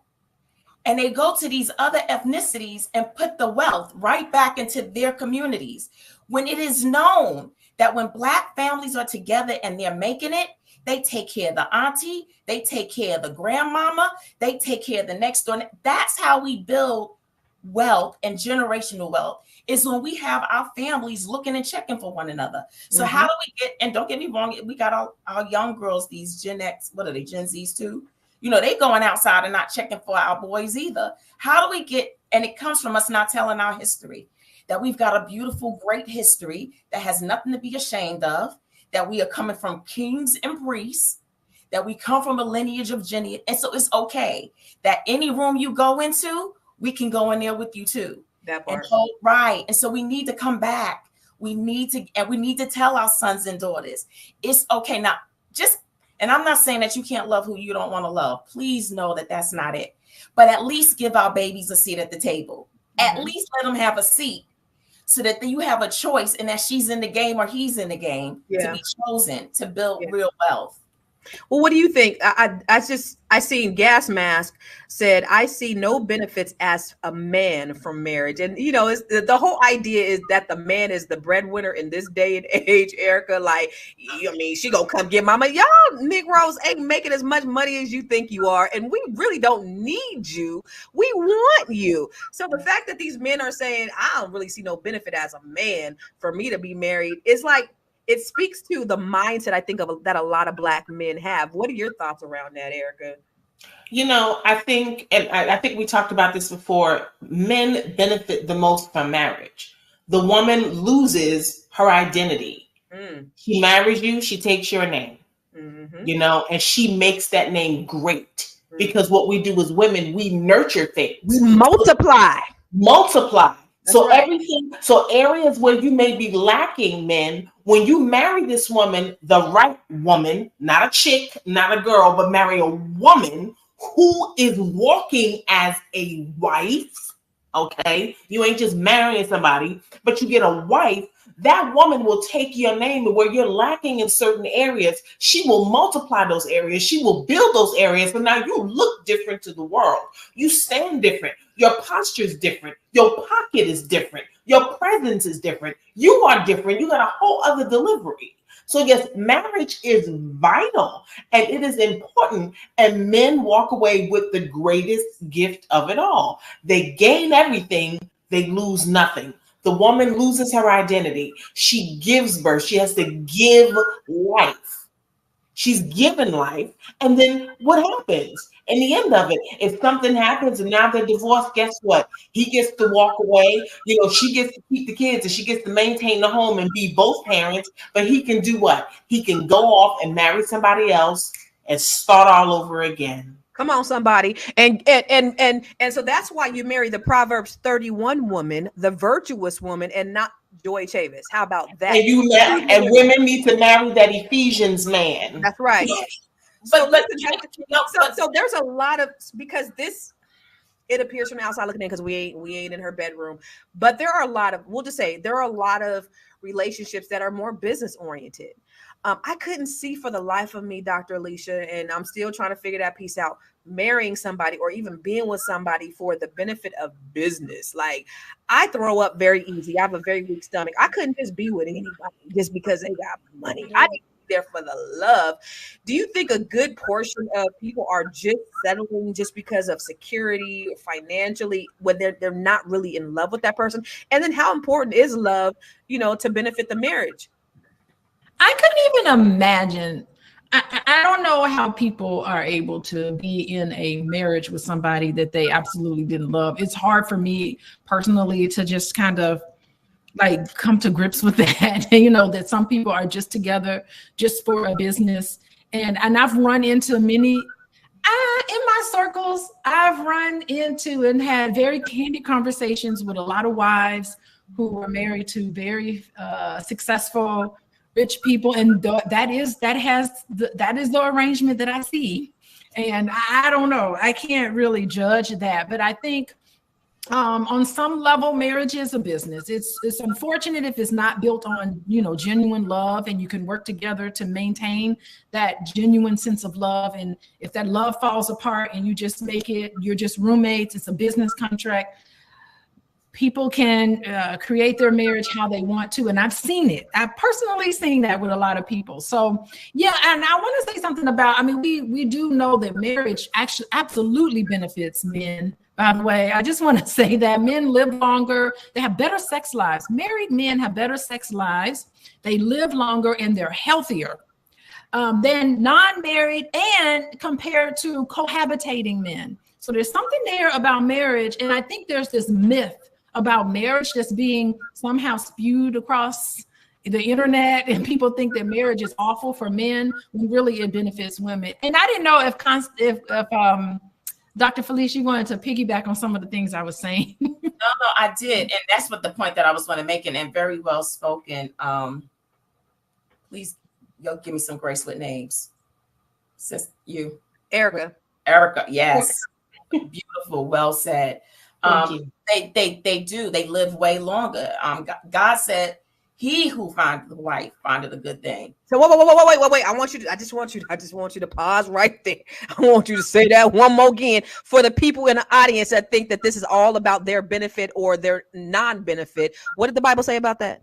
It said that he that findeth a wife findeth a good thing, and that blessings get poured upon him. So it's a good thing for men to get married to us. And I want us to go back because, you know, a lot of it is coming down on the woman. But what about these men who, so those men, Future, Bow Wow, they were looking for her. They were going to spaces for her. And I've seen places where, you know, they throwing their money out. You know, they want women to know they got money because they know and want them to be seen as men who can take care. So a lot of times, you know, you looking at us saying, you know, why does she? Well, what about them? That's the image that they give to certain women. And they're not just looking for any kind of woman. They're going to spaces looking for her. So can you please, you know, give us then some. You're gonna get mad because then you're Right. gonna call her a gold digger when that's where the places and the spaces that you go to get the kind of women that you get. You're not going to the places looking for the Proverb 31 woman that's gonna take care of you, that's gonna multiply your household, that's gonna lift you up, that's gonna build you, that's gonna make you live a lot longer. You know, there's a statistic that says husbands create an extra 7 hours of housework a week, and it's the women that do it. Research has found at the University of Michigan analyzed data from the Time Diaries, concluding that the average married woman does 7 more hours of housework per week than the average single woman. So we taking care of y'all raggedy behinds. You talking about married don't benefit us? Out of here with that bull. What are you talking about? What are you even saying? You know, and it reminds me of the conversation that we had like last week when we talked about how, and I was thinking about this the other day when they said, you know, because women, I think women, we actually set the tone of what happens with men. We allow them to do certain things, and they say, well, women have a scarcity mindset. Remember we said that last week, and they said men have a more of abundance mindset when it comes to relationships. But then when you think about it, you think about the women who do have an abundant mindset, then they're like, oh, she's unrealistic. She's looking for the, like, she can't get all the things that she said that she can get. But then we have these men that are around here creating these households and doing all of these things, and they have this abundance mindset, and we're completely okay with that. Why is that, Doctor? Or actually, Erica, why don't you answer that question for me? You know, it's a society thing. We have fallen into the trap where women are in the place where we need to feel limited for whatever reason. If you are exceeding and abundantly blessed and you're living your best life, you wouldn't be a good wife. You don't have time to be a wife because, you know, you're married to your job and your career is your baby. But with a man, again, it goes back. It goes back. He can do all those things. He can be a husband. He can be a father. He can be a boss. He can be a mogul. He can be an entrepreneur. He can do this. He can do that. Because guess what? There's somebody behind the scenes who's taking up and cleaning up everything, every sector that he puts his hand or foot on, every place where his foot trods, there's a woman behind him picking up them whole 7 hours. She working too, and she's going around the merry-go-round. And one thing I want to add is in my book I talked about this, and it was one of my hardest chapters to write. It was called "Are You a Broken or Bruised Rib?" And in the Bible, it talks about, you know, God took a rib from Adam and made Eve. And we need to understand and realize why, whether you believe the Bible is, you know, if it's true, if it's just a bunch of stories, what that rib signifies and what the ribs protect in your body. If you think about how you place a rib, you find this man finds his rib and it's placed, your ribs are protecting your whole thoracic area. Every last one of your organs is protected by your ribs. However, a broken or a bruised rib can do more damage than something or anything on the outside of you. So it is so important that as a woman, that when you're choosing a woman, that when you're choosing a wife and you're looking for that rib, that you find a woman that's whole, that you protect that rib so that it can protect you. That's it. That was a good word. So let me real quick, let's go to the comments because we have a lot of good interaction and we love when you talk back to us and talk black to us, y'all. I really love the comment that said the host needs Jesus and a good man, y'all. You ain't never lied, y'all. What are some other comments up there? I love all the interaction and engagement. You guys really make this conversation worthwhile. Where are the other comments? Gwen, I fail to see any forfeiture of any benefit that she gets. I'm not hating on marriage. I just see no point in it. And we just talked about the benefit of marriage. There's no need to beat that dead horse. We know that blessings on blessings on blessings happen when there is marriage in the equation. And so I think we have to start adopting that. And you know what, with all the scarcity I think that's going on with the economy, y'all gonna need to have somebody that you can hold on to and be married to. For this to be an analysis of women, it sure seems like the conversation is still focused on the things that men need to fix. I don't know. I think we were really equal in our conversation about relationships. But hit dogs, Steven Jackson with the dog on your picture, do holla. So basically the man is still responsible for the creation of Joy Chavis syndrome. What about accountability for the women who chooses to be like her? We absolutely talked about the accountability. So maybe you missed that part of the conversation. And when we finish this in a few minutes, you can go ahead and rewind it because we talked about accountability on both ends. I think we were very, very fair and balanced in what we talked about here. What's another comment that we have?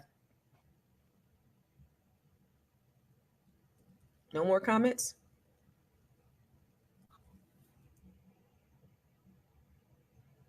Okay, Alicia. So not including having to fight white you know what? I'm not mad at that at all. And I think when you go back to economically or social and cultural shifts, there's a growing acceptance within the African American community of non-traditional family structures such as cohabitation without marriage. But a lot of that has to do with a lot of systematic racism. You have high incarceration rates amongst our Black men. You have, a disparity between male and female. So the options aren't out there.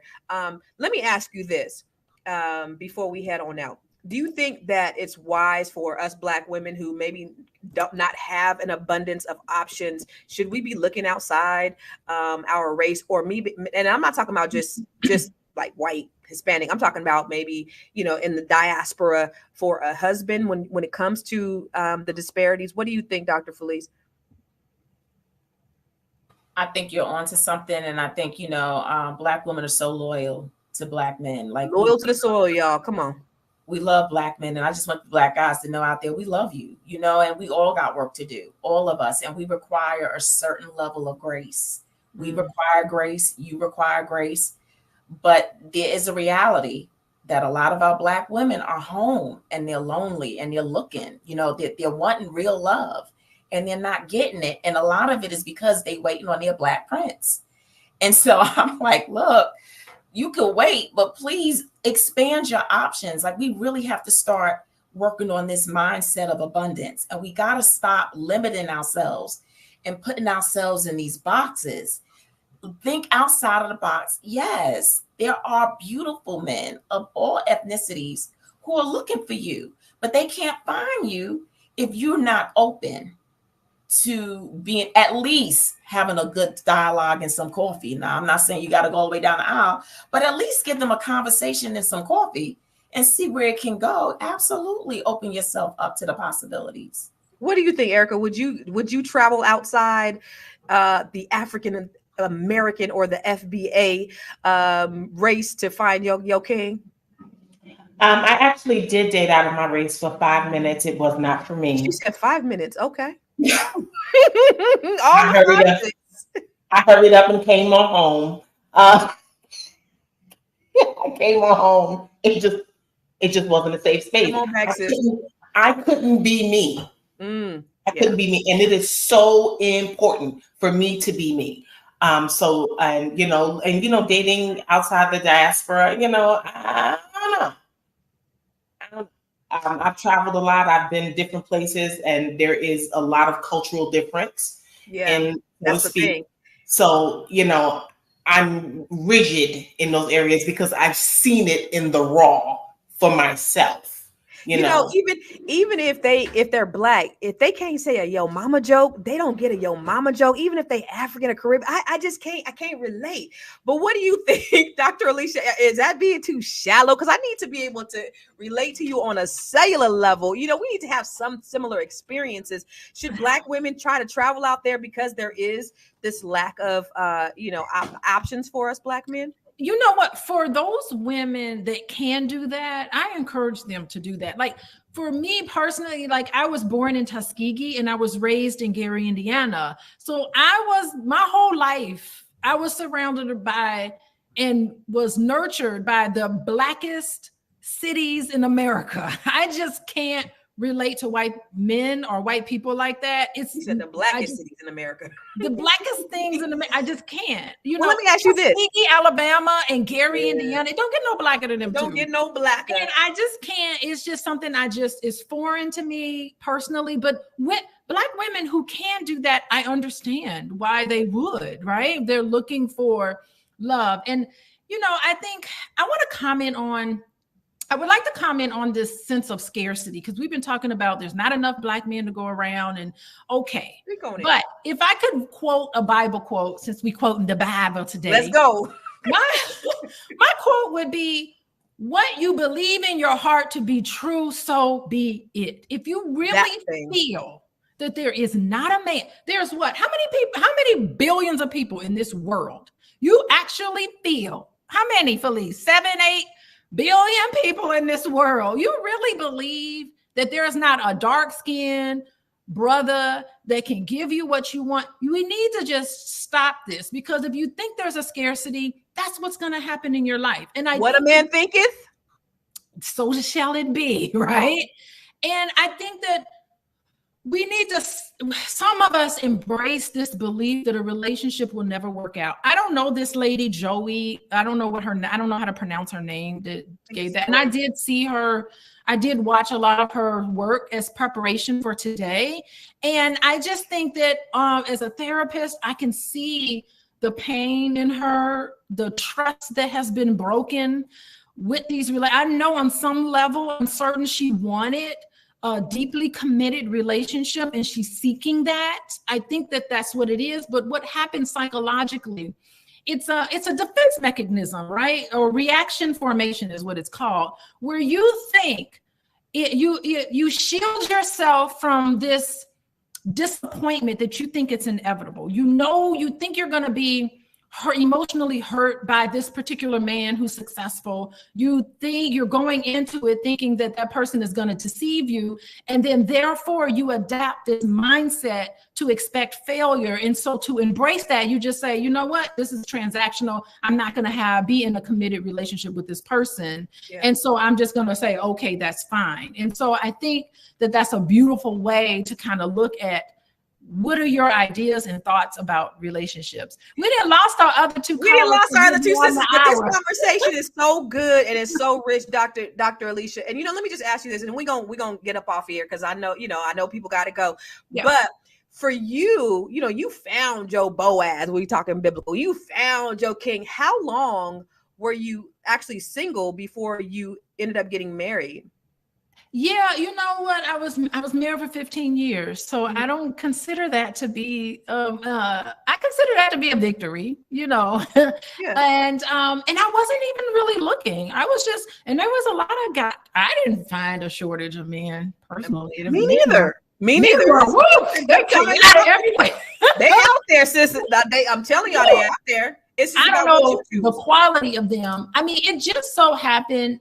I mean, I've known boys for 30 years. Mm-hmm. So it wasn't like I wasn't looking for anything, and definitely wasn't expecting to get married. I never expected to get married again. Never. I was like, I've done it once. I wish my ex-husband at the time, the best. I want him to go on and be there for another person. But I was okay just being single. I was financially secure. I had a great life. I still live a great life with my children. So I didn't find a need, a lack, or want, or whatever that was there. It just so happened. And I would say, I feel like on some level, when I really think about it, sometimes I feel like the luckiest woman in the world, honestly, because Boyce is really amazing, and he is really fantastic. He He is not perfect. And trust me, Yeah, but he's a lot good of dude. time. He got you a good man. I spend a lot of time cleaning up behind him, and he could be a little traumatized little kid sometimes. Of course. But oh Lord, but beyond that, like, he is a great companion. It's my best friend. He's a good friend to me. So, and that's what's beautiful about the whole thing. So I don't know. I never in my wildest dreams would I ever think I'd be on Fly Nubian Money, sitting here as a therapist talking about this. Never in my wildest dreams. So don't be afraid. Go for it. Step in, dive in, make the commitment. That's the thing, though, Dr. Alicia, out of like all these men out here, all the trifling, horrible, incarcerated, non-paying baby daddies, and all the bad things that we hear about the dating pool being so terrible, all we need is just one. There gotta be just one. And I really, really believe that. And so if you have that mindset of that, you think that you know that it's there, it's gonna come at the right time. When you are the right person in the right place at the right time, he will appear. And so we have to change our mindset of painting everybody with a broad brush, everybody's trash, to, you know what, I feel like mine's still in the oven baking. And I don't want him to come out the oven any moment sooner than when God has him ready for me, because I am living my best life. And so he has to be an extra value add to me and what I have going on. And that's how I look at it. So I'm not pressed at all. And I'm not lacking dates or anything else. Yes. I mean, you know, that's just what it is. And I think that's the thing for a lot of us women. We're not lacking. But yes, a lot of trifling brothers out there. That's just what it is. But let's go ahead and get your last thoughts on this, Dr. Alicia, because I absolutely love you have. Oh, wait a minute. Dr. Vibe has a question before where's Dr. Vibe's question? What do people value more in marriage? Okay, this is for you. Security or excitement? Oh, I like a little bit of both. Yeah, you gotta have that man that make you want to bash out his windows every now and then. Don't mean you gotta act on it, but you gotta have that little, you don't want to just be boring, but you need that security too. They're not equal factors, right? I need the man that's gonna make me just challenge me a little bit. You know what I mean? And men want that too. They say they just want a yes woman. And I tell that to boys, I said, boys, do you want a yes woman? Because you done picked the wrong person. I ain't gonna tell you yes to everything. I'm gonna have a voice. I'm gonna say something. I'm not gonna He absolutely knew what he was getting with you. He knew he was getting some opinions. He the guy was someone totally different. Like he know what he was getting. And I guess on some unconscious level, maybe he just married what he felt like he needs, right now. And that's all good with me. And so I love it. So let's get your final thoughts, and then we're gonna get someone out of here, Miss Lady. Okay, my final thoughts is, okay, if a man is good enough for you to lay down and have a child with, I think they can also be good enough for you to say, let's work on this committed relationship so that we can build together. Let that be something that the two of you can work together and not be so afraid. Create emotional safety, and try to instill that in each other, because that will help the relationship to soften a little bit. And you can take a chance. There's no 100% guarantee when you get married to somebody that it's going to work out, but you take a leap of faith anyway. And I think we have to be courageous in our relationships. If you're interested in talking to me, I'm on a different computer, so my website's not on here, but you can reach me at coachingwithdralicia.com. I work with individuals and couples and families. And I thank everybody for joining us today. Here's what I learned. What you gonna know is Dr. Alicia ain't no punk. Okay. So here's my final thoughts. I just think, we as Black people, we need to start looking at the glass as half full rather than the glass being half empty. There are so many great positive things about us, things that we have overcome together. I think together we can go further, together we can do more. And we have to start looking at, the positive, the things that we can do together, and stop looking at the things that divide us, because that's exactly what they want. United we stand, divided we fall. Let's get together and let's get on one accord, Black people, because all Black men ain't bad. All Black women ain't gold diggers. We're not baby mamas. We're not all of the things that society tries to portray us as. So I just think that listen, if you want you a foundational Black American man, if you want you an African American man, guess what? That man is out out there for you, and you just have to set the intention. And guess what? He will appear. That is a universal principle. That is a biblical principle. As a man thinketh, so is he. He will come at the right time when you are the right person in the right place at the right time. It's there for you. Good relationships are there for everybody. So just because we have had a few bad, jaded relationships during this time, get yourself together so that you could be prepared for the person that God has for you. That's it, and that's all. Where can you find me? Everywhere at I Am Constance Carter. Make sure you follow me on Instagram, on Facebook, on YouTube. I'm here. I'm trying to drop this knowledge, and I'm trying to bring forth our community and help us to build wealth. That's what I'm about. So thank you, Dr. Alicia. I want to shout out Dr. Felice. I want to shout out Miss Erica, and all of the ladies have such valuable information to give to us today. So thank you guys for tuning in, and we will be here tomorrow, same time, same bat channel.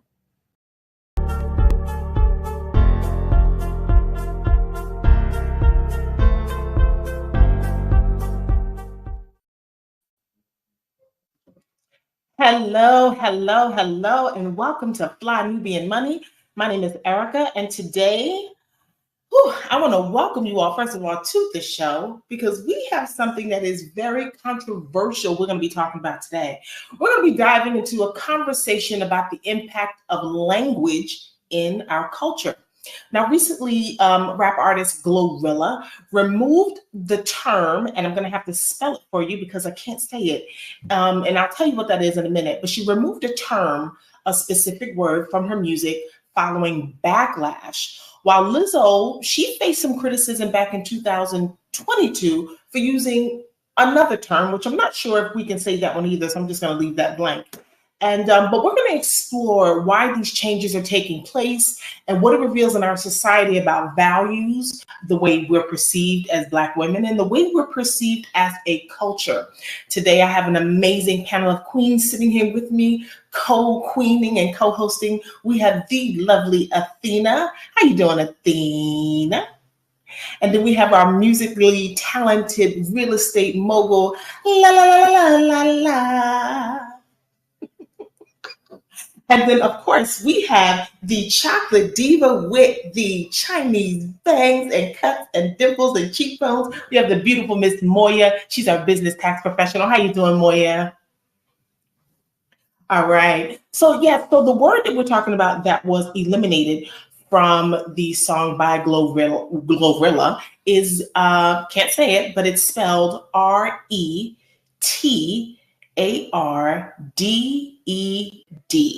Now, she had to remove this song because the word from the song because she was receiving backlash from the use of it from folks in different communities who may be affected by this word. Now, I want to talk to you ladies about that because, it seems like the N word, which we won't say here because, if we can't say the R word, I'm not going to say the N word, and then we have it across the screen there. I think, we are in a place where our cultural vernacular as Black folks, different words that we use as terms of endearment, and these words became culturally acceptable in mass media communications back in the 70s. Like when you would hear the N word in the Jeffersons, or you heard it in All in the Family, even in shows like What's Happening and Good Times. The words were kind of like thrown out there, and writers were just being, just to see what would happen if the ratings would go up. And ratings did go up because now they're getting an influx of Black viewers to their programs. Athena, I want to start with you. What do you think this means for us as a culture, as a community? The word that was put across the screen, she had to eliminate that, but it's not the same push as it comes to the N word. Why do you think that is? I think that, being Black is not as respected. Our group is not as respected as other groups when it comes to LGBTQ, when it comes to special needs, all these other subgroups.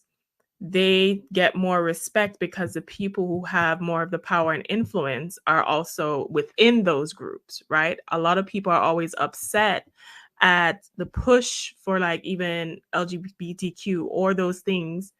But the reason why those things are in the headline and they get the power and the respect they deserve is because the people in power are also in those groups. So in order for us to shift dynamics, we have to empower ourselves and put ourselves in position of power to do so. You know, that says a lot because, you know, before anyone can identify, you know, what, as those of us, people of color being Black women, before they can identify anything else about us, when you walk in a room, they can definitely identify that you are Black. Moya, what is your input on that? Why do you think, you know, we're having such a cultural challenge with getting that N-word being respected versus other words like what is being cut out of Glorilla's song? I think the respect has to start with us. We're not respecting us. Remember back, I think in the mid 2000s, early 2000s, the NAACP, they had a whole funeral for the N-word. They marched down the street to say that word is now dead in our community. We will not say that word again. But what happened? It's us that says the word. It's us that even fights to say the word, to say, you know, this is something that's entitled to me. Not knowing every time we say the word, we're reinforcing the origins of the word. So I think that it's us. We're not the ones that's standing up to it for us. I see Lala over there having a private church moment. Lala, what do you want to say? I can see you busting at the seams. I can't, because you know what? We have to stop it within our own community. I know that some people say that we want to embrace it and cause it as, and say that it's, you know, we are embracing it within our own community, but you have to understand what it truly means to us. And there's a certain thing that you can embrace about yourself, and there's certain things you need to let alone. In my household, we don't use it. I don't listen to it. We don't use it. Now, you know, I'm part of the music industry as well, but the music industry continues to use it. And not only that, these young kids from other cultures, Caucasian, uses it all the time. So I just watched a video last night on TikTok. There's this wonderful guy there who really does fight for our rights, and he calls everybody out, not just other communities, but our communities. And he had this young girl. She couldn't have been no more than 13, okay? And she was rapping to this thing, and she said the N-word like it was nothing. And he got on and said, y'all want to know why they continue to use this? Because they think it's cool and they think it's okay because it's in music. She's 13 years old. Now, she could have backlash for that because some people are definitely doing backlash. But when they feel comfortable because they hear us saying it, they want to have a debate with you on why it's okay. So you need to stop using it, my queens and kings. That is not a good word, never has been, and you need to respect the fact of where it came from and why it's not good for our community.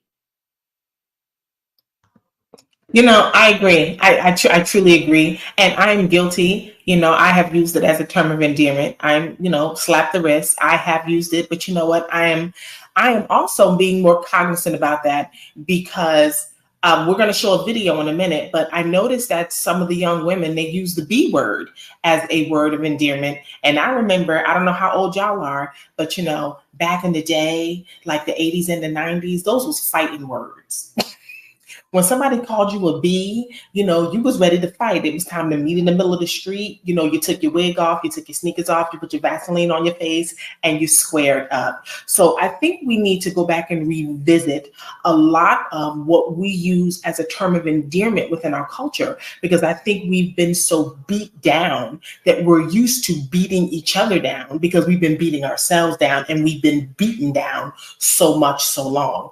Before we go any further, I just want to give a shout out to everybody in the comments. You know, Big Mac, you here every day. Thank you so much, sir. And there's so many of you that are out there. My co-queens here, charge my head, not my heart. If you see some of our regulars in the comments in the chat, just shout them out.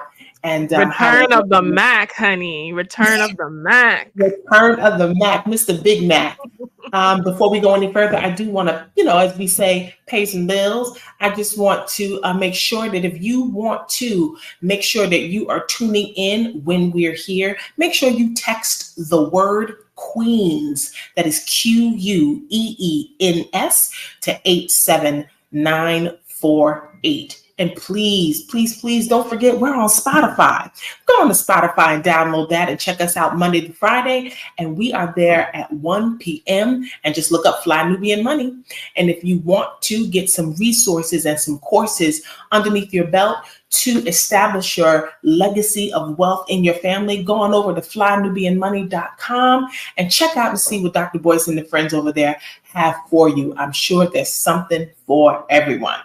Now that I got that out of the way, let's talk a little bit about our friend Glorilla. She has a video out here, and although she's saying some stuff and some words were deleted and some words were bleeped, I see a whole lot more that's disturbing to me in this video. So I want your opinion down in the chat. Once we look at this video, you tell me what you see. So we're going to roll the video and let's just take a look and see what Miss Glorilla is doing and saying.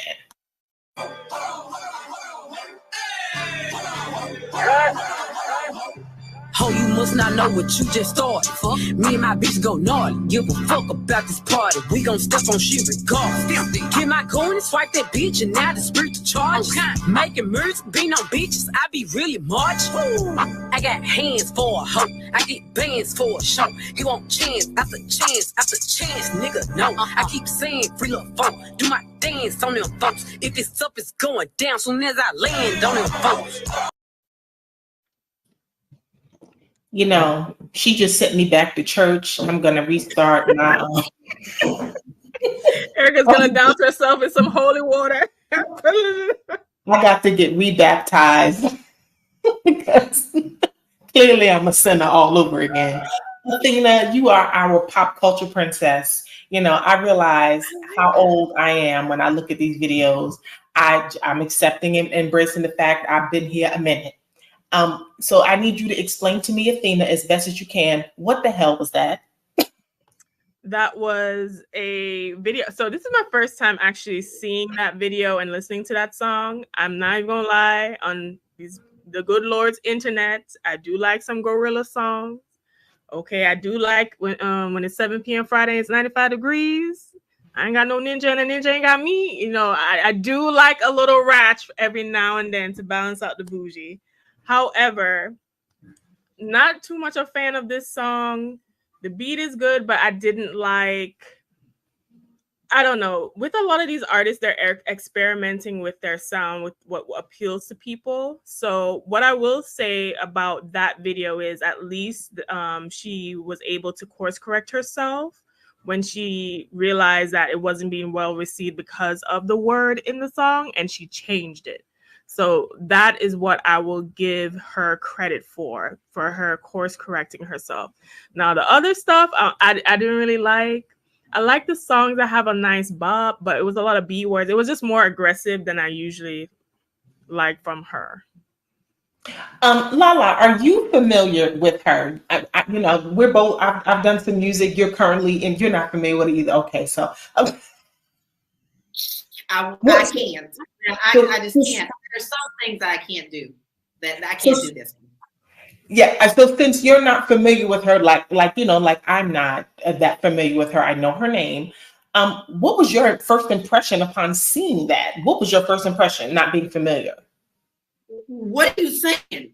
Because I can't understand nothing that you're saying. Y'all caught the word to call it out, because I sure didn't catch the word. I must be like, I feel like the 92-year-old woman in the room. Wait, Shay, baby, can't hear you. Because it's just so slurred and so ridiculous that I can't. But I did catch other words. So I was like, y'all calling out the R word. Why aren't you calling it being called a hoe? And now I have to say the term of endearment, I know, see, now I'm contradicting myself, because honestly, I don't say the B word, but I do say it in a different way. Like, bitch, when I'm talking to myself, if I'm doing something crazy, bitch, what's she doing? Like, you know, that's just me. But, you know, and I don't think I'm not calling anyone out of their name in that situation. But this whole thing to me, I don't like it. Okay, y'all gonna ring me for this. I know you're going to. But it took me like 10 years before I even listened to Biggie and Pac, because that wasn't my bag. I'm a Prince chick, you know what I mean? And so a lot of that early hip hop I didn't listen to, but now I have much respect for it because I see it in a different term. I don't think I'm ever gonna have respect for this stuff. No. It's Don't like yeah, it's hard to respect and it's hard to grasp because it's painful on the ear and it's also painful on the eye to see the way women have degraded themselves. And I mean, they may not even feel that it's being that they're degrading themselves, but it's the appearance of they look uncomfortable. It makes me uncomfortable to look at them because there's one thing that Bill Cosby said, and even though he's gone through his trials and tribulations, he said it best. Once you take your clothes off, you can't put them back on. So Moya, with that, what was the first thing that you noticed upon seeing that video? And are you familiar with Glorilla? Well, I'm about as familiar with Glorilla as anybody here on this panel, but my biggest thing is that this isn't anything new. I think you said something really important, Erica, is that one, it's our age. What we're just like, oh my gosh, what's happening? And we start thinking, what are the people behind me going to see? What are they going to think? But we have to take a moment and step back. I'm so glad that Lala brought up when Biggie and Tupac came around, because we have to also remember there's Little Kim, there's Foxy Brown. When Essence did an article on Little Kim, they didn't even interview Little Kim because they felt so appalled by how she was displaying herself. But they felt pressured that they had to start recognizing this up and coming at the time different genre. So I think it's important that we understand and have an overarching question is, why is this acceptable in our community, period? Like, why are we okay with women presenting themselves? Like, I don't see Katy Perry doing this. Like, I don't see Taylor Swift doing this. Like, I'm sure they do it. Miley Cyrus does it within a video, but then they go back to how they present themselves normally. But for us, it seems like this is our go-to. Like, this is our template that we use. Yeah, it seems as if, I mean, I think back to the MC Lights and the Moni Loves of the day, the era of rap for women. And then, I look at now and it's like, it seems as if the quest and the fight for women to be heard during that span of time, it has been so diminished by what's happening today. Like, the women obviously are not writing their raps. Many of them have ghostwriters, and those ghostwriters are men. So now the representation of the women is just, just go stand in front of a camera with your belly out and your breast out and just do what I say. And it's almost like they're being pimped. And it's almost as if they're a tax write-off, to be quite frankly honest with you, because after one or two albums, you really just don't hear from them anymore.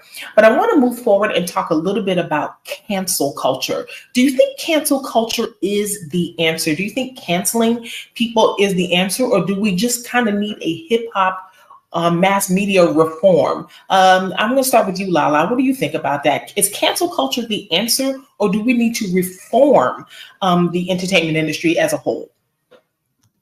I think that's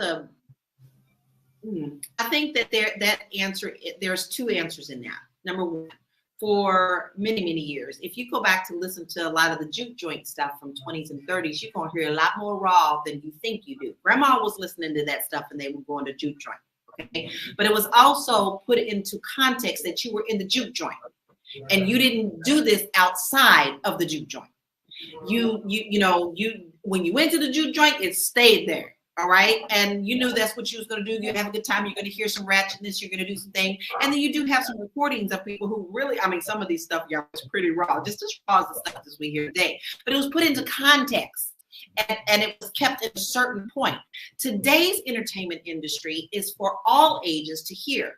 When I see babies coming down the street with phones in their hands, listening to videos, it makes me cringe because I don't know what you're looking at. Are you listening to Baby Shark? Are you listening to this? Because sometimes YouTube or whatever just spins around, and if the parent is not watching, the kids get exposed to the things they shouldn't be exposed to. So yes, I do believe that we need to have some kind of reformation, but what does that reformation look like? I don't know. Because once the cat has been let out of the bag, you can't put it back in. Yum, not going back there no more. So how do we fix this problem in the understanding that we have to also protect our children until, parents are ready to allow them to listen to things? We do have to have parental control. But when you're outside of that house, you're out of control. You don't know. Right? I agree with you. Athena, cancel culture, is that the answer? I would say yes, but I think some things are beyond canceling. Like certain entertainers, certain rap as a genre as it stands in hip hop right now, canceling gorilla is just going to be like a three-headed hydra. You chop one head off and another head is going to grow back in its place, right? So I think the reformation needs to come with ourselves if that is going to happen. But I do want to play devil's advocate for a minute here, because gorilla, right, similar to what Tyler Perry was saying with just highbrow Negroes, right, being upset about how he always doing the same rinse and repeat template for his movies. Gorilla raps on a lifestyle that some Black people live in America, that some Black people do talk that way and embrace each other in that way, right? It's a little racheta, but that's the reality of a section of Black America. Is she wrong for rapping like that? Gorilla, as I see in the video, maybe I'm not as perturbed by it. I don't know if it's because I'm a millennial, but also I see a lot. I remember I drove past the high school and I'm looking, these girls got 40-inch busts down. They look like the rappers. And I remember saying, why do we have to do this? Like, as Black women especially, we can have so much range. Like, if you see me on a day-to-day, I'm in a different look. You might think I'm a different woman on a day-to-day, right? We don't have to be these copy carbon templates looking like a female rapper. Who said that was even the idea? A lot of them have relationship problems, can't keep a man, or the man be low-key, have all kind of issues in the background, can't stay faithful like Cardi, Offset and stuff. So I think we have to look at, if we are going to cancel Glorilla, we really got to just cancel the whole genre. That's interesting, because I think canceling the genre, there's a lot more to be canceled. It wouldn't just be hip hop. It would be different production companies. It'd be different films. It'd be different directors, different producers. It'd be so much. And then we probably wouldn't have any media at all. Moya, what is your take on cancel culture? What do you think? Is that the answer? Well, I definitely don't believe cancel culture is the answer. I do agree with Athena, and I'm so glad that you put that into play, Athena, that some people really like that. She's just reflecting who they are, and that's okay. So by canceling Glorilla, you'd be effectively canceling how they want to represent at this moment. The one thing that I found interesting, and Lala, I do like it when you add in like a level of historical aspect. I feel like, haven't we as women always like looked up to different women that we see on TV and say, I want to be like that?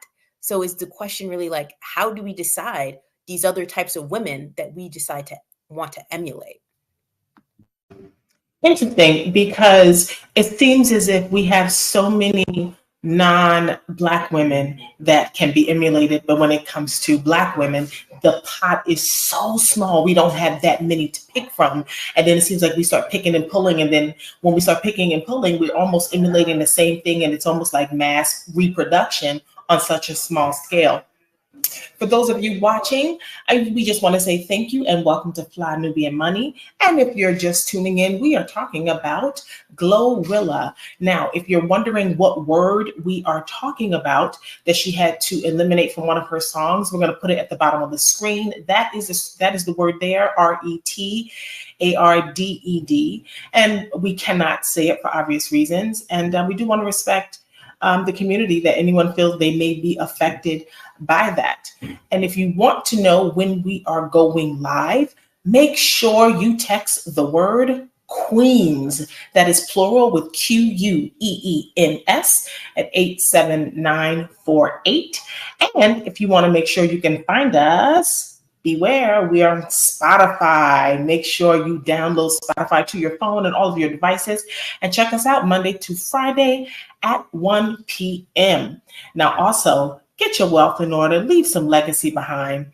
Get on over there to flynubianmoney.com and learn how to get some resources where you can get health and wealth and line some stuff up to leave behind for family members, or just to get your current money status in order and break those generational curses of bad money habits. Now, let's get down to the nitty gritty. In the 90s, the N-word took a spike. so to speak. Like I said, it was, it took a little bit of an introductory in the 70s with some TV shows with younger generations. But in the 90s, we got bombarded with the N word.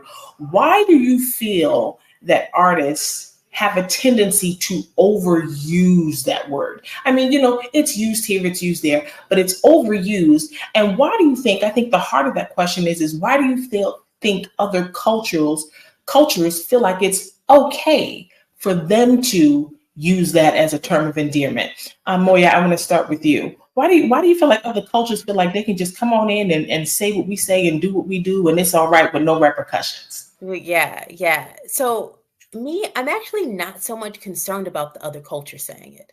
I'm more so concerned about us saying it.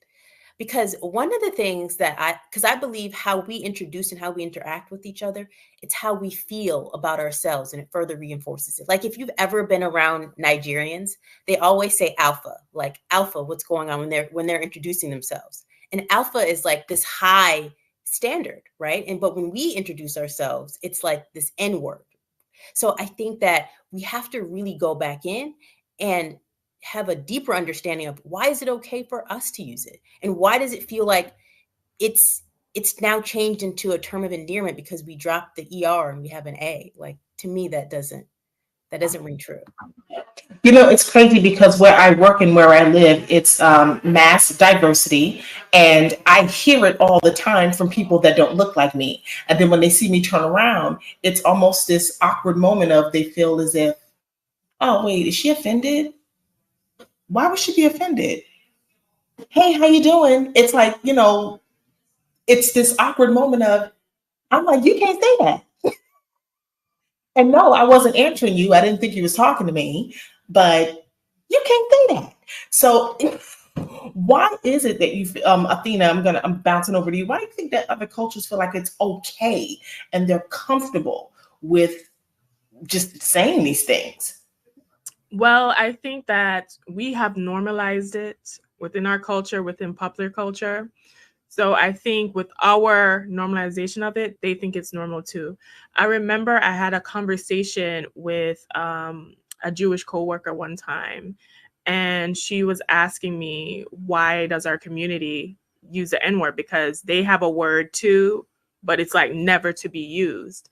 And my response to her was, well, I can't really give you a response to that as to why it's just normalized in our culture. I think we tried to take it back, but regardless, I don't think any other culture should be using it regardless. So whether or not we're using it or not, like I always question why you want to use it, so regardless of that, but I just basically told her, I said, look, the Black community is very complex and we have a lot of issues going on, and this is where we're at with it right now. I just keep it real with my non-Black friends on Wagwan, because I just don't have time to like go into this deep discussion of nuance with you, but just know that you're not supposed to use the word, right? So I think our normalization of it is what emboldens other people to do that. And I also think, it reflects society. In society, other cultures and communities come, open up shop, take our money, get rich off our back, do all these other things. So why wouldn't it be the same with the term? We have some great comments here, and I want to read this one from Era Black. It says, it's empowering for me and mine. Black men took the term and gave it love and made it strictly about us in love, and the educated Blacks act like it's a slur or something. So now here we go again. We're dividing ourselves into what was that Tyler Perry called us, Athena? Oh, those highbrow Negroes. Yeah. You yes. Highbrow Negroes. Here I go. Listen. I'm the highbrow and lowbrow. Okay, I got my brows up. Okay, so what do you think about that, Athena? Do you think why are we always divided amongst each other? We're divided with complexion, and now we're divided between the highbrow and the everyday brows. Like, why is there such division among us? We can't agree on nothing. Listen. All right, we're going a little deep today. I know some of y'all ain't gonna be able to keep up, but I'm just gonna preface this saying this. Human behavior will always seek to establish power. And because we are a group that is marginalized and lack power, we seek power within our own group now because we cannot get it at large. So we need these different class systems and different ways to separate so you can feel important, so you can feel powerful because within the context of our group, because we're not experiencing that power overall. Come on in, Moya. I see you, Moya. I love that, Athena. I love that you said that because I feel like it's so true.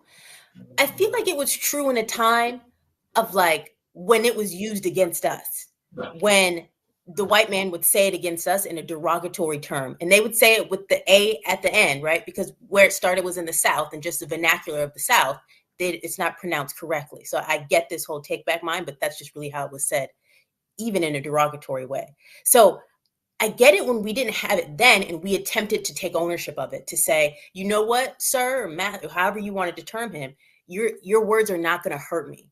But I feel like today, especially when we have, and I'm really open for this discussion, in 2008, when we had Barack Obama elected as president of the United States of America, when we have Kamala Harris running for president of America, now we're saying right now that we don't have power. We have Robert Smith, who has a venture capitalist firm, and he's worth like, what, $8.2 billion. We don't have power. What kind of power are we looking for if we don't start saying we have this power?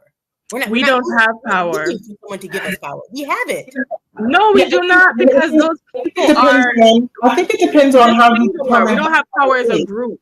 We don't have power as a group. So just because we have a figurehead like Barack or Kamala or Robert F. Smith, we do not have the way power that we vote. That's who usually wins. So that's power. If we're talking about economical power, the amount of money that we have as a unit, if we decided to all come together, our GDP would be larger than some countries. What power are we looking for? We already have it. We have to acknowledge that we have this power. We're not using it because. But you know, the thing is I think we are not utilizing our power correctly. Right. She said that's the key. That's the key, queens. We are not using it.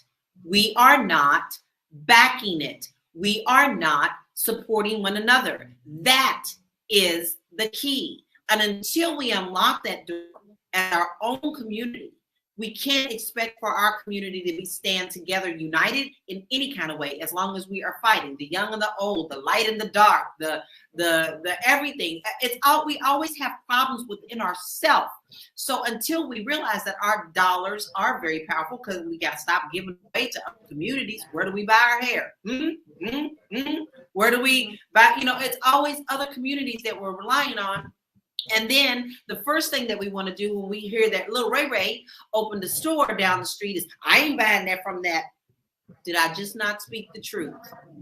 They will go down the street, down the corner for another business because they don't want to buy from Lil Ray Ray. And until we stop this mess within our own community, we will not gather that power. You know, I want to highlight something that Big Mac said. He said, we have the power, but we don't put it in our community. And I want to go back, and we have economic power, but we don't put that in our community. Now, I'm going to go back here. Now, y'all know how I feel about the political thing that's happening, and I'm not going to stay on it but for about 35 seconds.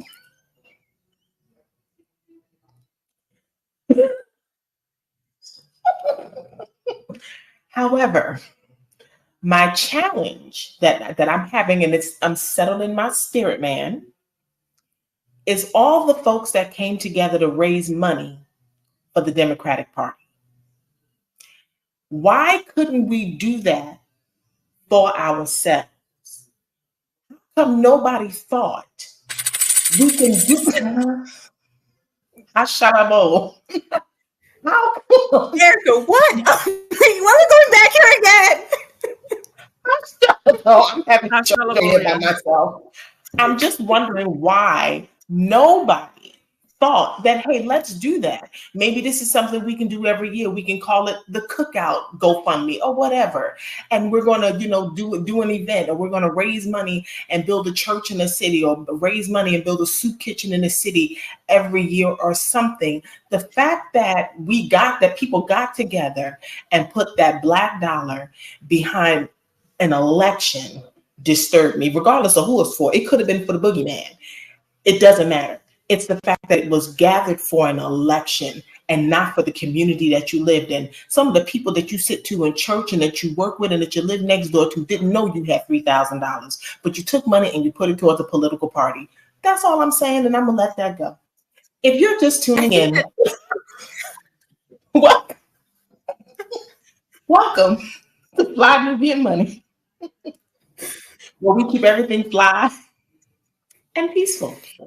My name is Erica, and these are my beautiful co-queens, Athena, Moya, and Lala, and we are talking about Glorilla. It don't seem that way, but we are talking about Glorilla and the word that she had to eliminate from her songs. We're going to put that word down at the bottom of the screen. And we're talking about, just cancel culture and all that's going on. And here is the article. Glorilla drops the R word from her lyrics, but keeps the N word. And why are we not offended? It's almost as if we have just accepted the fact that it's okay for us just to be berated in music or berated in society. Why do you think, we as a whole are not taking accountability on that? How come somebody is just not saying, okay, you know what, stop? Because I remember back in the day, LL Cool J didn't curse in his raps. But, now it's trendy. So I guess he has to curse because people are going to think, he probably can't spell the curse words, which is probably the reason why he doesn't curse. Lala, I'm going to jump over there to you. Why are we not accountable, to the N word or to the B word or to these other words that are just derogatory to us as a race of people and as women? I'm going to get a little deep on you because there is a disconnect within our generations. The generation of you and I, Erica, I'm 54. My mother and my grandparents and all of them told me more about what I needed to know in the history of what happened to us as a people. I was shown photos and always told of the whips on my great-grandparents' backs. Okay, so to me, that word represented something that I never wanted to bring back into our community. Then we had such a horrible, horrible situation with our family, drug use, all sorts of things, not just that, where families and mothers and parents were not raising their children. There was a disconnect. So now those kids had to get together and create a culture of their own, and that's when they embraced it. So we have a disconnect within our own culture, because as you can see, some of our comments have said, I use it as a term of endearment. And I'd be curious to know if you use your era, since you talk about that, you use that as a term of endearment, I would be curious to know about what age range you're in. Because I think what we're going to see is if we really do the research on it, we're going to see that there is an age gap to where it's acceptable and where it's not. And this is where the disconnect is that we have to get together and do, because also don't forget, the Black Panther Party was very, very, very, very powerful in our community until the government decided they wanted to tear it down. So as long as the government wants to tear our communities apart, where do you think that drug situation come from, y'all? They're the ones who put it in our communities. So we have so many things. This is deeply, deeply rooted. And until we pull that root out and create a cure for that, this is where we're going to have the disconnect. And I know that that's deep. I know that we cannot do this overnight, but I know we got to start somewhere. Because I'm going to tell you another thing. I'm really sick to death of Quentin Tarantino coming out thinking it's okay that he can say the N word anytime he wants to. And he does say the R word. And he says it out of his own mouth on film. But we have all these Black actors that still work for him and still allow them to say something. Here's a little side note. The Django, what's his name? I can't think. The white dude. He's Caprio. Leonardo DiCaprio. Was so freaked out. He was freaked out about saying the word, y'all. But the Black actors came in and said, "This is an acting job. You just need to go ahead and do that." where do we draw the line? So not only within our community, but the entertainers who allow it and the disconnect. There's a lot going on here, and that's just 3 things. I'm pretty sure I'm missing about 20 others. Yeah, it seems as if we become the carpet to wipe your feet on, doesn't it? You just come in, I need you, but we just need you as a carpet to wipe the feet on, and so that we can, clean our shoes, clean the mess off of our shoes, and get things right. I want to, what was it? I saw a comment that really rang out to me. Oh, where is it? I blame the fathers in the household for the behavior of women today. You blame this is exposing the truth. I'm sorry. And he or she says, I blame the lack of fathers in the household for the behavior of women today. That's funny because I think more of my father's been deceased now since I was 13, for the last 13 years rather. And my parents divorced when I was 14. And I was always more concerned about what my mother would say if I behaved in a manner that was not approving. Do you think lack of fathers in the household, Moya, are a reason for why some of the young women in today's industry are acting the way they are? Well, I think that I'm so grateful that Lala brought into the conversation about the role of the government and how it has affected thereby the role of the Black father in our family. And so one of the things that you said, because Erica, I'm not going to let what you said just ride in terms of giving to the Democratic Party. So one of the things that I want us to understand is the government has a real role in the state that we're in now. So 1990s, Clinton is in office. He's the one that says, when you get caught with crack cocaine, it's 100 to 1. So that's why we have this mass proliferation of incarceration. 1980s, drugs are allowed to go into our communities with COINTELPRO. Even before that, 1972, Nixon said we have this war on drugs when drugs were at an all-time low, but it was really code for we need to find a way to get the Negro back under control because now they have all of these new abilities under the 1964 and 65 Civil Rights Act.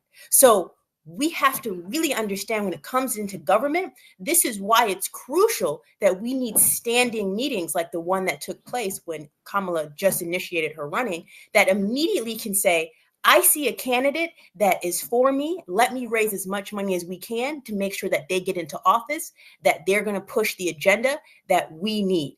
Because as we can see, the government has a really huge role of it affecting us directly. And so the lack of Black people in our families with the dads, that makes a big difference. So we have to really make sure that it's all tied together. You both talked about Lala and Moya. You both made a valid point about almost like history being washed away, people not understanding the history of where we are and where we came from and some of the things that we've gone through.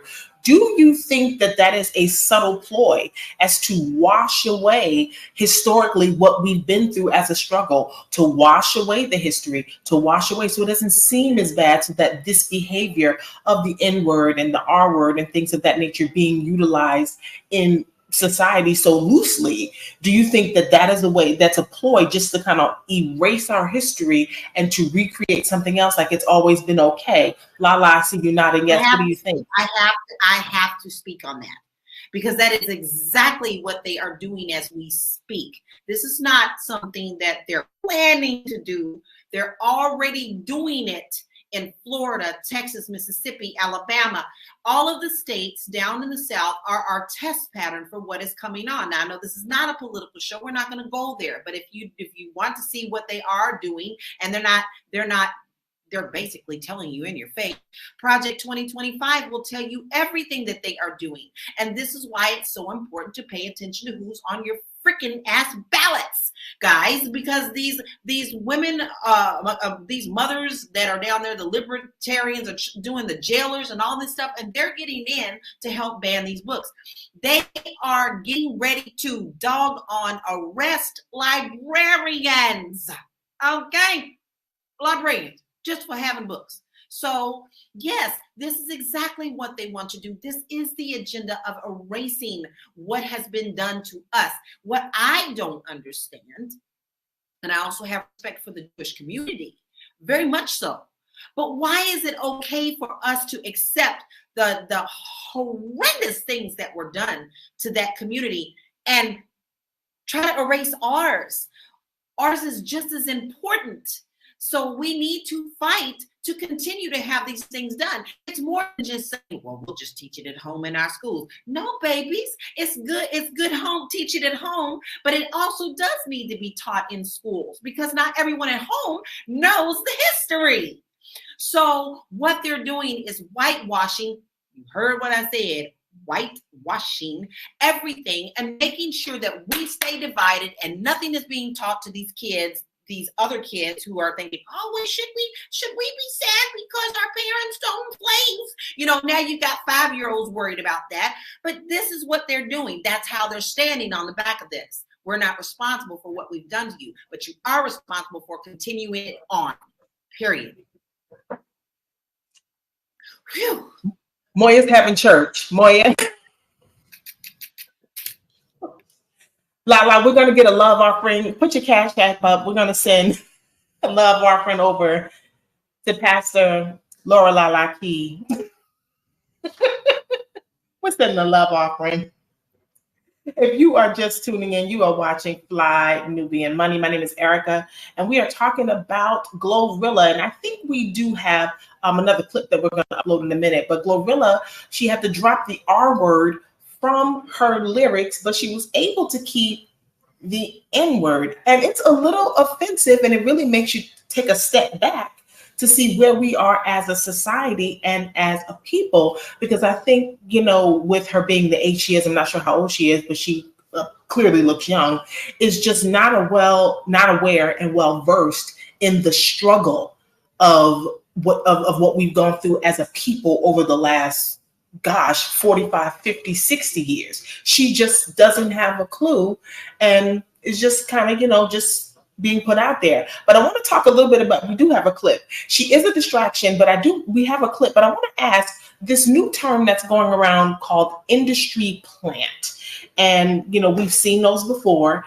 And, the 90s, I was here for the 90s, and there was a lot happening in the 90s. So we're going to go over to you, pop culture princess, Miss Athena. Do you think that folks like her with, you know, I'm going to say it, nobody else wants to say it, with, you know, a little mediocre talent, you know, her and a couple of other folks out there, do you think she might be an industry plant, or or is she a part of a bigger agenda? Oh, Glorilla? Yes. I don't think she's an industry plant. Glorilla really got her rise off of social media, and then Yo Gotti. I think at the time, Cardi B, Megan Thee Stallion, Nicki Minaj were the heads of rap and hip hop, and I think other rappers and labels really discovered that women make a lot of money, because not only can they just do the raps, but they can sell merch, perfume. I think Sexy Red came out with a provocative lip gloss set that nobody's buying, or at least I hope not. So Yo Gotti was like, I'm gonna capitalize on this and put her on my label, and I think that's what he did. What I will say with Glorilla, I do think that I think she's from St. Louis, and I do think that she's capitalizing off of a machine that is already built. I don't think Glorilla is the one to blame. I think we really need to look at that machine, like we're saying, that's pumping these artists out and basically putting the rap girls on this cut and paste template. But yeah, that's what I have to say about that. I don't think that Glorilla is an industry plant at all. What do you think? She is from, I'm sorry, Memphis. That is correct. She is from Memphis. Oh, look at this. There's some other people who are plants in the industry that are benefiting, like DJ Vlad and all these other non-Black people who have these platforms that everybody feel like they can go on confessional and get $0 for, but that's another time for another show. Yeah, I don't understand how you go do a full confessional and not get paid. I don't understand. You bare your soul and your pockets are just as bare as they was when you walked in. I don't understand how that works. I think it was Neely Fuller who said that Black people only care about attention and looking good for other people. So I think that kind of thinking is still very much present within our community. And I think, do you think that record labels, Moya, coming from the financial aspect and taxes, do you think record labels really realize that when they're signing new talent, when they say, you know, hey, we can just give them a car, gold chain, something that, you know, is probably just coming off the lot of the dealership anyway, and just say, here, take this. Do you think that is more of the case? I think so. I think that there could be some of that. I know Lala has been in the industry for years, so. Yeah, Lala's laughing. Come on, Lala. Come out now with it, right? But you know, honestly, I love all music, but all music has some kind of controversy in it, period. I think if it didn't, a lot of the times we wouldn't even be listening to it, because I can guarantee you that someone who came across this page in this broadcast today who doesn't know who she is will now go and look her up and listen to the song. That's more stream.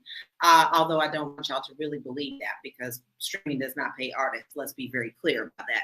But it will get her attention when she has controversial things. Now let's take a page out of what's going on with Lizzo. Now Lizzo did come out and she said something that the community didn't like, and she corrected herself too. But Lizzo now is also losing weight, and the people who that were absolutely following her and loving her, and it was a controversy because she was a big girl, now are shaming her because now you're losing the weight and you're letting pressure get to you instead of, oh, you're getting healthy. So controversy always feeds whatever the fodder is at the top at the moment.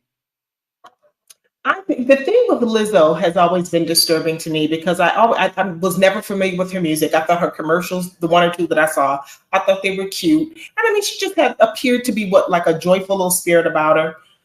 I think for whatever reason, I think she got the backlash that she got because she was a bigger girl. And it was as if, like, who were you to be this big girl, that be this confident, and to say XYZ? You shouldn't be able to say this as a big girl. Do you think her size had a lot to do with any and everything that happened to her, especially with her losing the weight now? Yes, and I can tell you why. Because I used to be 285 pounds, okay? And I have— Me too, girl. Me too. Right? I have lost 130 pounds, okay? And I'm telling you, in my own business, I could be sitting in the office and someone will walk in, and this little young cute thing sitting across the street across from me, who had just got her license and knew nothing, would always get the business because they would look at them first. They would go to her first. And then when they figured out, oh, she doesn't quite know what she's doing, then maybe they will come over to my desk and ask me questions. So size is another thing. Weight is another discrimination thing that goes on. But people feel that that is more acceptable than what it is being called something else. I can't tell you how many times I've been called fat B. And I'm going to tell you, I took offense at it because I knew that that was a personal thing. That wasn't in a loving situation. And just as the N-word, that's not a loving situation, because I've been behind too many people in stores who don't know what I am, that have actually said it because they thought it was a part of their community. So it is never an accepted word to me, because I know what you mean behind it. Whether it's someone within my community who I feel much more respect for, please don't call me that, because I'm not going to call you that. There's Amen. so much.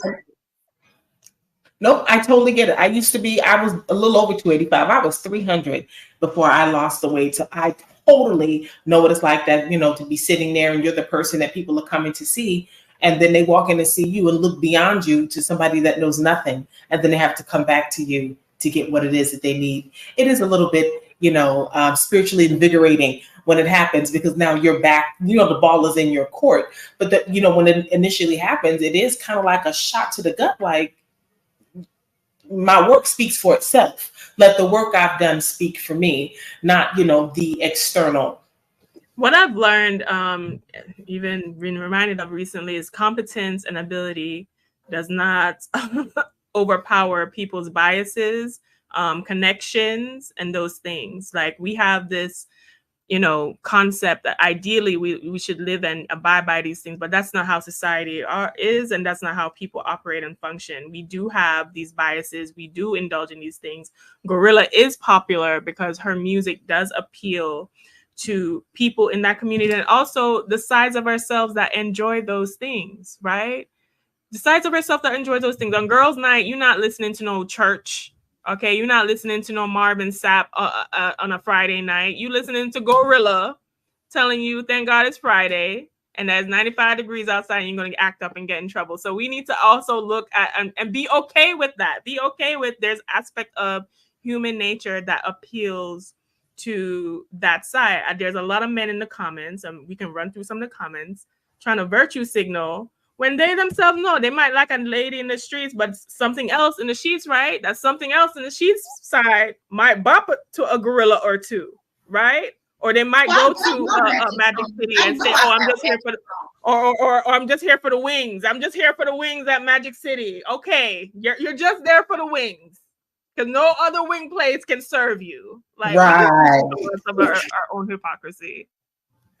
You know, I see a comment here. Record companies are not interested, and this is by Sapphire Blue 21506.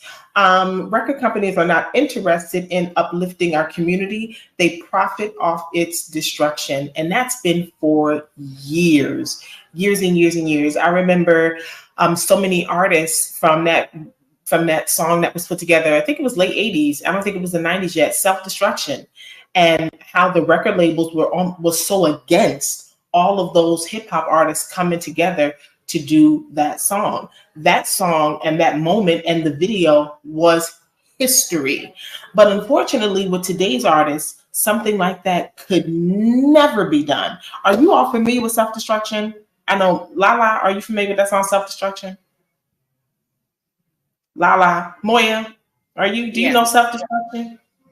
Like, we gonna have music class. We gonna have music class. My pop culture princess. I'm not even gonna ask you. I'm glad you didn't, because I was like, what is she talking about? Is that like, is that an album that I didn't listen? Is that a group? But it's all about, well, it was about 10 or 12 different rap artists that got together in the 80s. I mean, it was Heavy D, it was MC Lyte, it was all of these different, KRS-One, so many artists that got together and did a song and raised money because of the violence that was taking part in their community. And they weren't a part of it, but now hip hop is a part of the destruction of the community. So I want to roll into, yes, sir. Self-Destruction is a classic. Thank you, sir. Ooh, I thought I was alone. I want to roll right in. Dr. Brad was going to chime in because he knows all the music. Child, I feel like I need to take some Doan's pills or something. All right, what I want to do is before we close out today's shows, I want to get final thoughts. And we're going to do a round robin. And Moya, I'm going to start with you. What are your final thoughts, and how can people find you on this thing called social media? Yes. So one of the things that I think that's important to highlight is that this has been like Glorrillas have been a part of our community for decades. Like, we remember Josephine Baker, right? And her banana photo and pictures. And then we also remember Diana Ross and the Supremes in their gowns as they sing on stage. So I think it's just about us having a plethora of different women to look at and to emulate. But I also believe it's also a reflection of our society. In those times when she had those gowns singing on stage, it was once again during the 1960s when we were saying, you have to see us in all of our glory. So I think if we want to get back to a place where we want to be seen in our glory, it has to start by how we look and how we appear when we go outside. And how can we find you, Moya? I am Moya at Moya.business on Instagram. If you want to find me, Moya.business. All right, you all make sure you go out there and you find Miss Moya, because she is a business tax professional. La, la, la, la, la. We want to hear from you. What are your final thoughts, and where can people find you on these social media streets? I think there is a balance for all of us. Just like I talked about earlier, there's a time where you can be ready. I have a rap playlist when I'm ready, right? But I also know that's not something that I want my nieces, my nephews to be around when I'm in that mood, okay? I'm not always in the Marvin Sapp area. I'm not always, even though I sing for church, you know, but you have to understand also the church also doesn't, the hardcore church does not allow for any kind of love of secular music either. Okay. A lot of them say you can't do both. So I think it's important that we understand in context what this means. We also need to make sure that our children understand what that word really means and where it came from, because we're the ones who are responsible for teaching them where this came from and why. And if you think the word is acceptable, then how about maybe you do pull out that picture of our people who were whipped and where it came from and why it was called that way.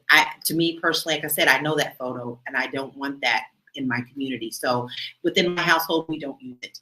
And you can find me at bit.ly/Laura Key Info. I have a lot of great free resources for you. And I'm actually I have a free credit report thing right now for you to help you build your credit. So you can get that on that link. All right. Thanks for letting me talk, because y'all know I get a little passionate.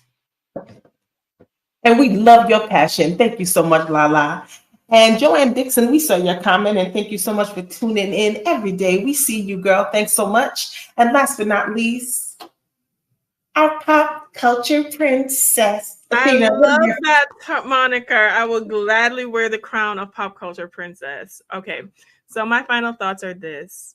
We need to also step out of our own hypocrisy and recognize that the reason why Glorilla is popular and people like her is because we enjoy listening to that side of music. Okay, we are not listening to Yolanda Adams at Magic City or at these parties, at these venues that we go to. Okay, listen, for me, 7 p.m. today, I will be busting that song, enjoying my weekend going into the Labor Day holiday. However, I do acknowledge that we need to do better as a community. I'm glad that she made adjustments for the R word, so maybe in the future she can make adjustments for the N word. My name is Athena Gardner. I'm a CPA and wealth coach and founder of We Wealth Women, where I help women confidently manage their finances and live their best goddess life. If you want to find out more about me and what I do, you can head over to wewealthwomen.com, at We Wealth Women on all social media platforms, and also the We Wealth Women podcast. All right. Thank you so much. And Big Mac, I plead the fifth. Shout out to Big Mac. Big Mac, you know you're not in Magic City just for the wings. Okay, you're there for the team. All right. All right, well, I'm going to wrap up the show. My name is Erica. I have been your host for today. My final thoughts, just be cognizant, all of our artists out there, whether you're independent or whether you're signed to a major label, because, your audience is your audience. Your audience may have a certain lifestyle that they lead. They may be of a certain color. They may have a certain disability of sorts. So be cognizant of what you say in your music, because it can be offensive and you can lose an audience. So being aware and being sensitive to the fact, and just, sometimes pull out a dictionary. They used to have rhyming dictionaries back in the day. I don't know if that's a thing anymore, but just be cognizant, because it is so easy to offend, especially when you're not intending to offend. My name is Erica Lewis. I am your host for today, and I'm also the author of Faith in Transition. And you can find me on the social media streets as Miss Erica Renee or at faithintransition.com. I want to thank everybody for watching and tuning in. Thanking my co-queens, the lovely Moya, the amazing Lala, and the pop culture princess Athena. You all, thank you so much for tuning in, as you always do out there in the chat. We appreciate you. Without you, there's no us. You all have a great night, and we will see you around these internet streets. Peace. Have a good looking, the money, all the way. When I say 125 things he was, but the thing that he wasn't was actually way more important. It had more weight. It was actually in my top 5. Mm-hmm.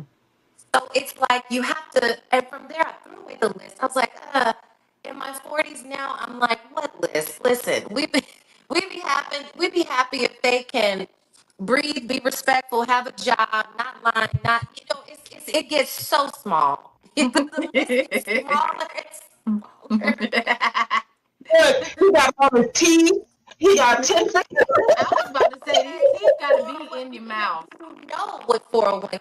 Okay, great. You know, like, but ultimately, it is the non-tangible things. It's the things that make you or me as a woman feel safe. Yes. Because safety wasn't on my list when I was 20. Yeah. It's definitely on my Definitely. list in my 40s. And not having a backbone really can put you in an unsafe space. I'm sorry, it's a huge deal. It's a huge deal. And when I broke up with him, I felt bad about breaking up with him. I had anxiety about it because he was the first guy that really ever respected everything about me. But I think T and I've had the conversation before about dating guys that kind of get you to your next. And I feel like he was the guy that got me to my next. He got me to understand that, yes, I was dating emotionally unavailable men, but I learned the lesson and I found somebody that really liked me.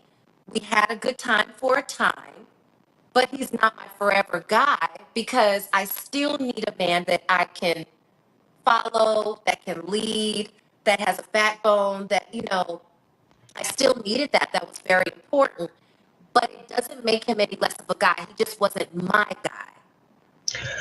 Sometimes relationships are for you to learn something about yourself. And if you have not had that experience, you wouldn't have learned like, oh, wait, I didn't put 127 on there. Safety. So sometimes relationships will take you through something so that you can realize, like, oh, wait, I need so much more. And you know what? Maybe 1 through 30 just really wasn't important. Absolutely.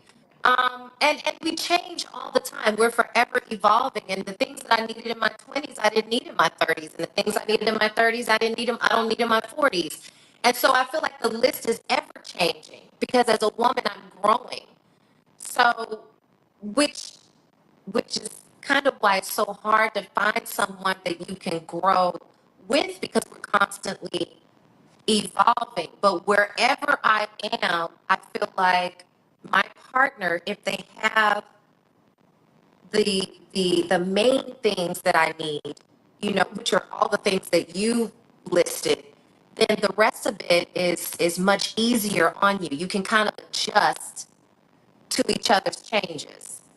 What do you think are the things, Erica, and I guess the both of you, what are the things that you at this age you can take that maybe you weren't willing to take before? The things that you can take that you may have not taken before. What are some things like, that you're like, oh, but he doesn't have this? Like, what are those things that you'll actually accept? Anything? Because you got to have like good hygiene. Like, there's things that I just can't, you know what I'm saying? Like, I can't be like, but, what are some things? Erica, Trinette, what are some things that y'all can accept? Girl, I didn't know we could go here. You should prepare me for that question. I am ill prepared. They say every man is not perfect. You just said he needed a backbone. So I'm wondering, like, what is it that we can take at this point? I know one thing. I know one thing that I thought was so important. A couple of things now that I've stopped laughing. One of the things is I used to care about the way he dressed, right? And I remember an older lady saying to me, "You worry about how you dress. You dress, you make yourself look amazing. And if that man wants to wear a tracksuit every day, let him." And I remember going, but no, because that's not, about that, right? I don't care. I would rather him be him comfortably because the alternative is him telling me what to wear. And then I went, oh, yeah, no, because if he told me moo-moos, I'd be like, sir, absolutely not. You get what I'm saying? So that's one thing. I have learned to accept the man, because if I choose you, I'm choosing you knowing what I'm getting. You gonna buy him You some don't know how slacks, to girl. dress. You don't know how to dress. It's okay. But if you're opening my car door and making me feel like a queen all the time, I'm gonna be like, my tracksuit wearing king is here. Okay? And I might get you a flyer tracksuit, but it's still gonna be something that makes you feel good about you. So that was one thing. And the other thing is the looks, right? So he can be handsome sometime. No, we're not talking about sometimes. He can be handsome. Can he, Erica and Trinice, can he be handsome sometime? What I mean by that is when it comes to the looks is because I've tried very good looking men and I've dated guys that are not so good looking, and guess what? They both treat you the same. So I've learned that looks is not high up on my list anymore. If he's handsome and he treats me great, amazing. If he's not so handsome and he treats me great, amazing.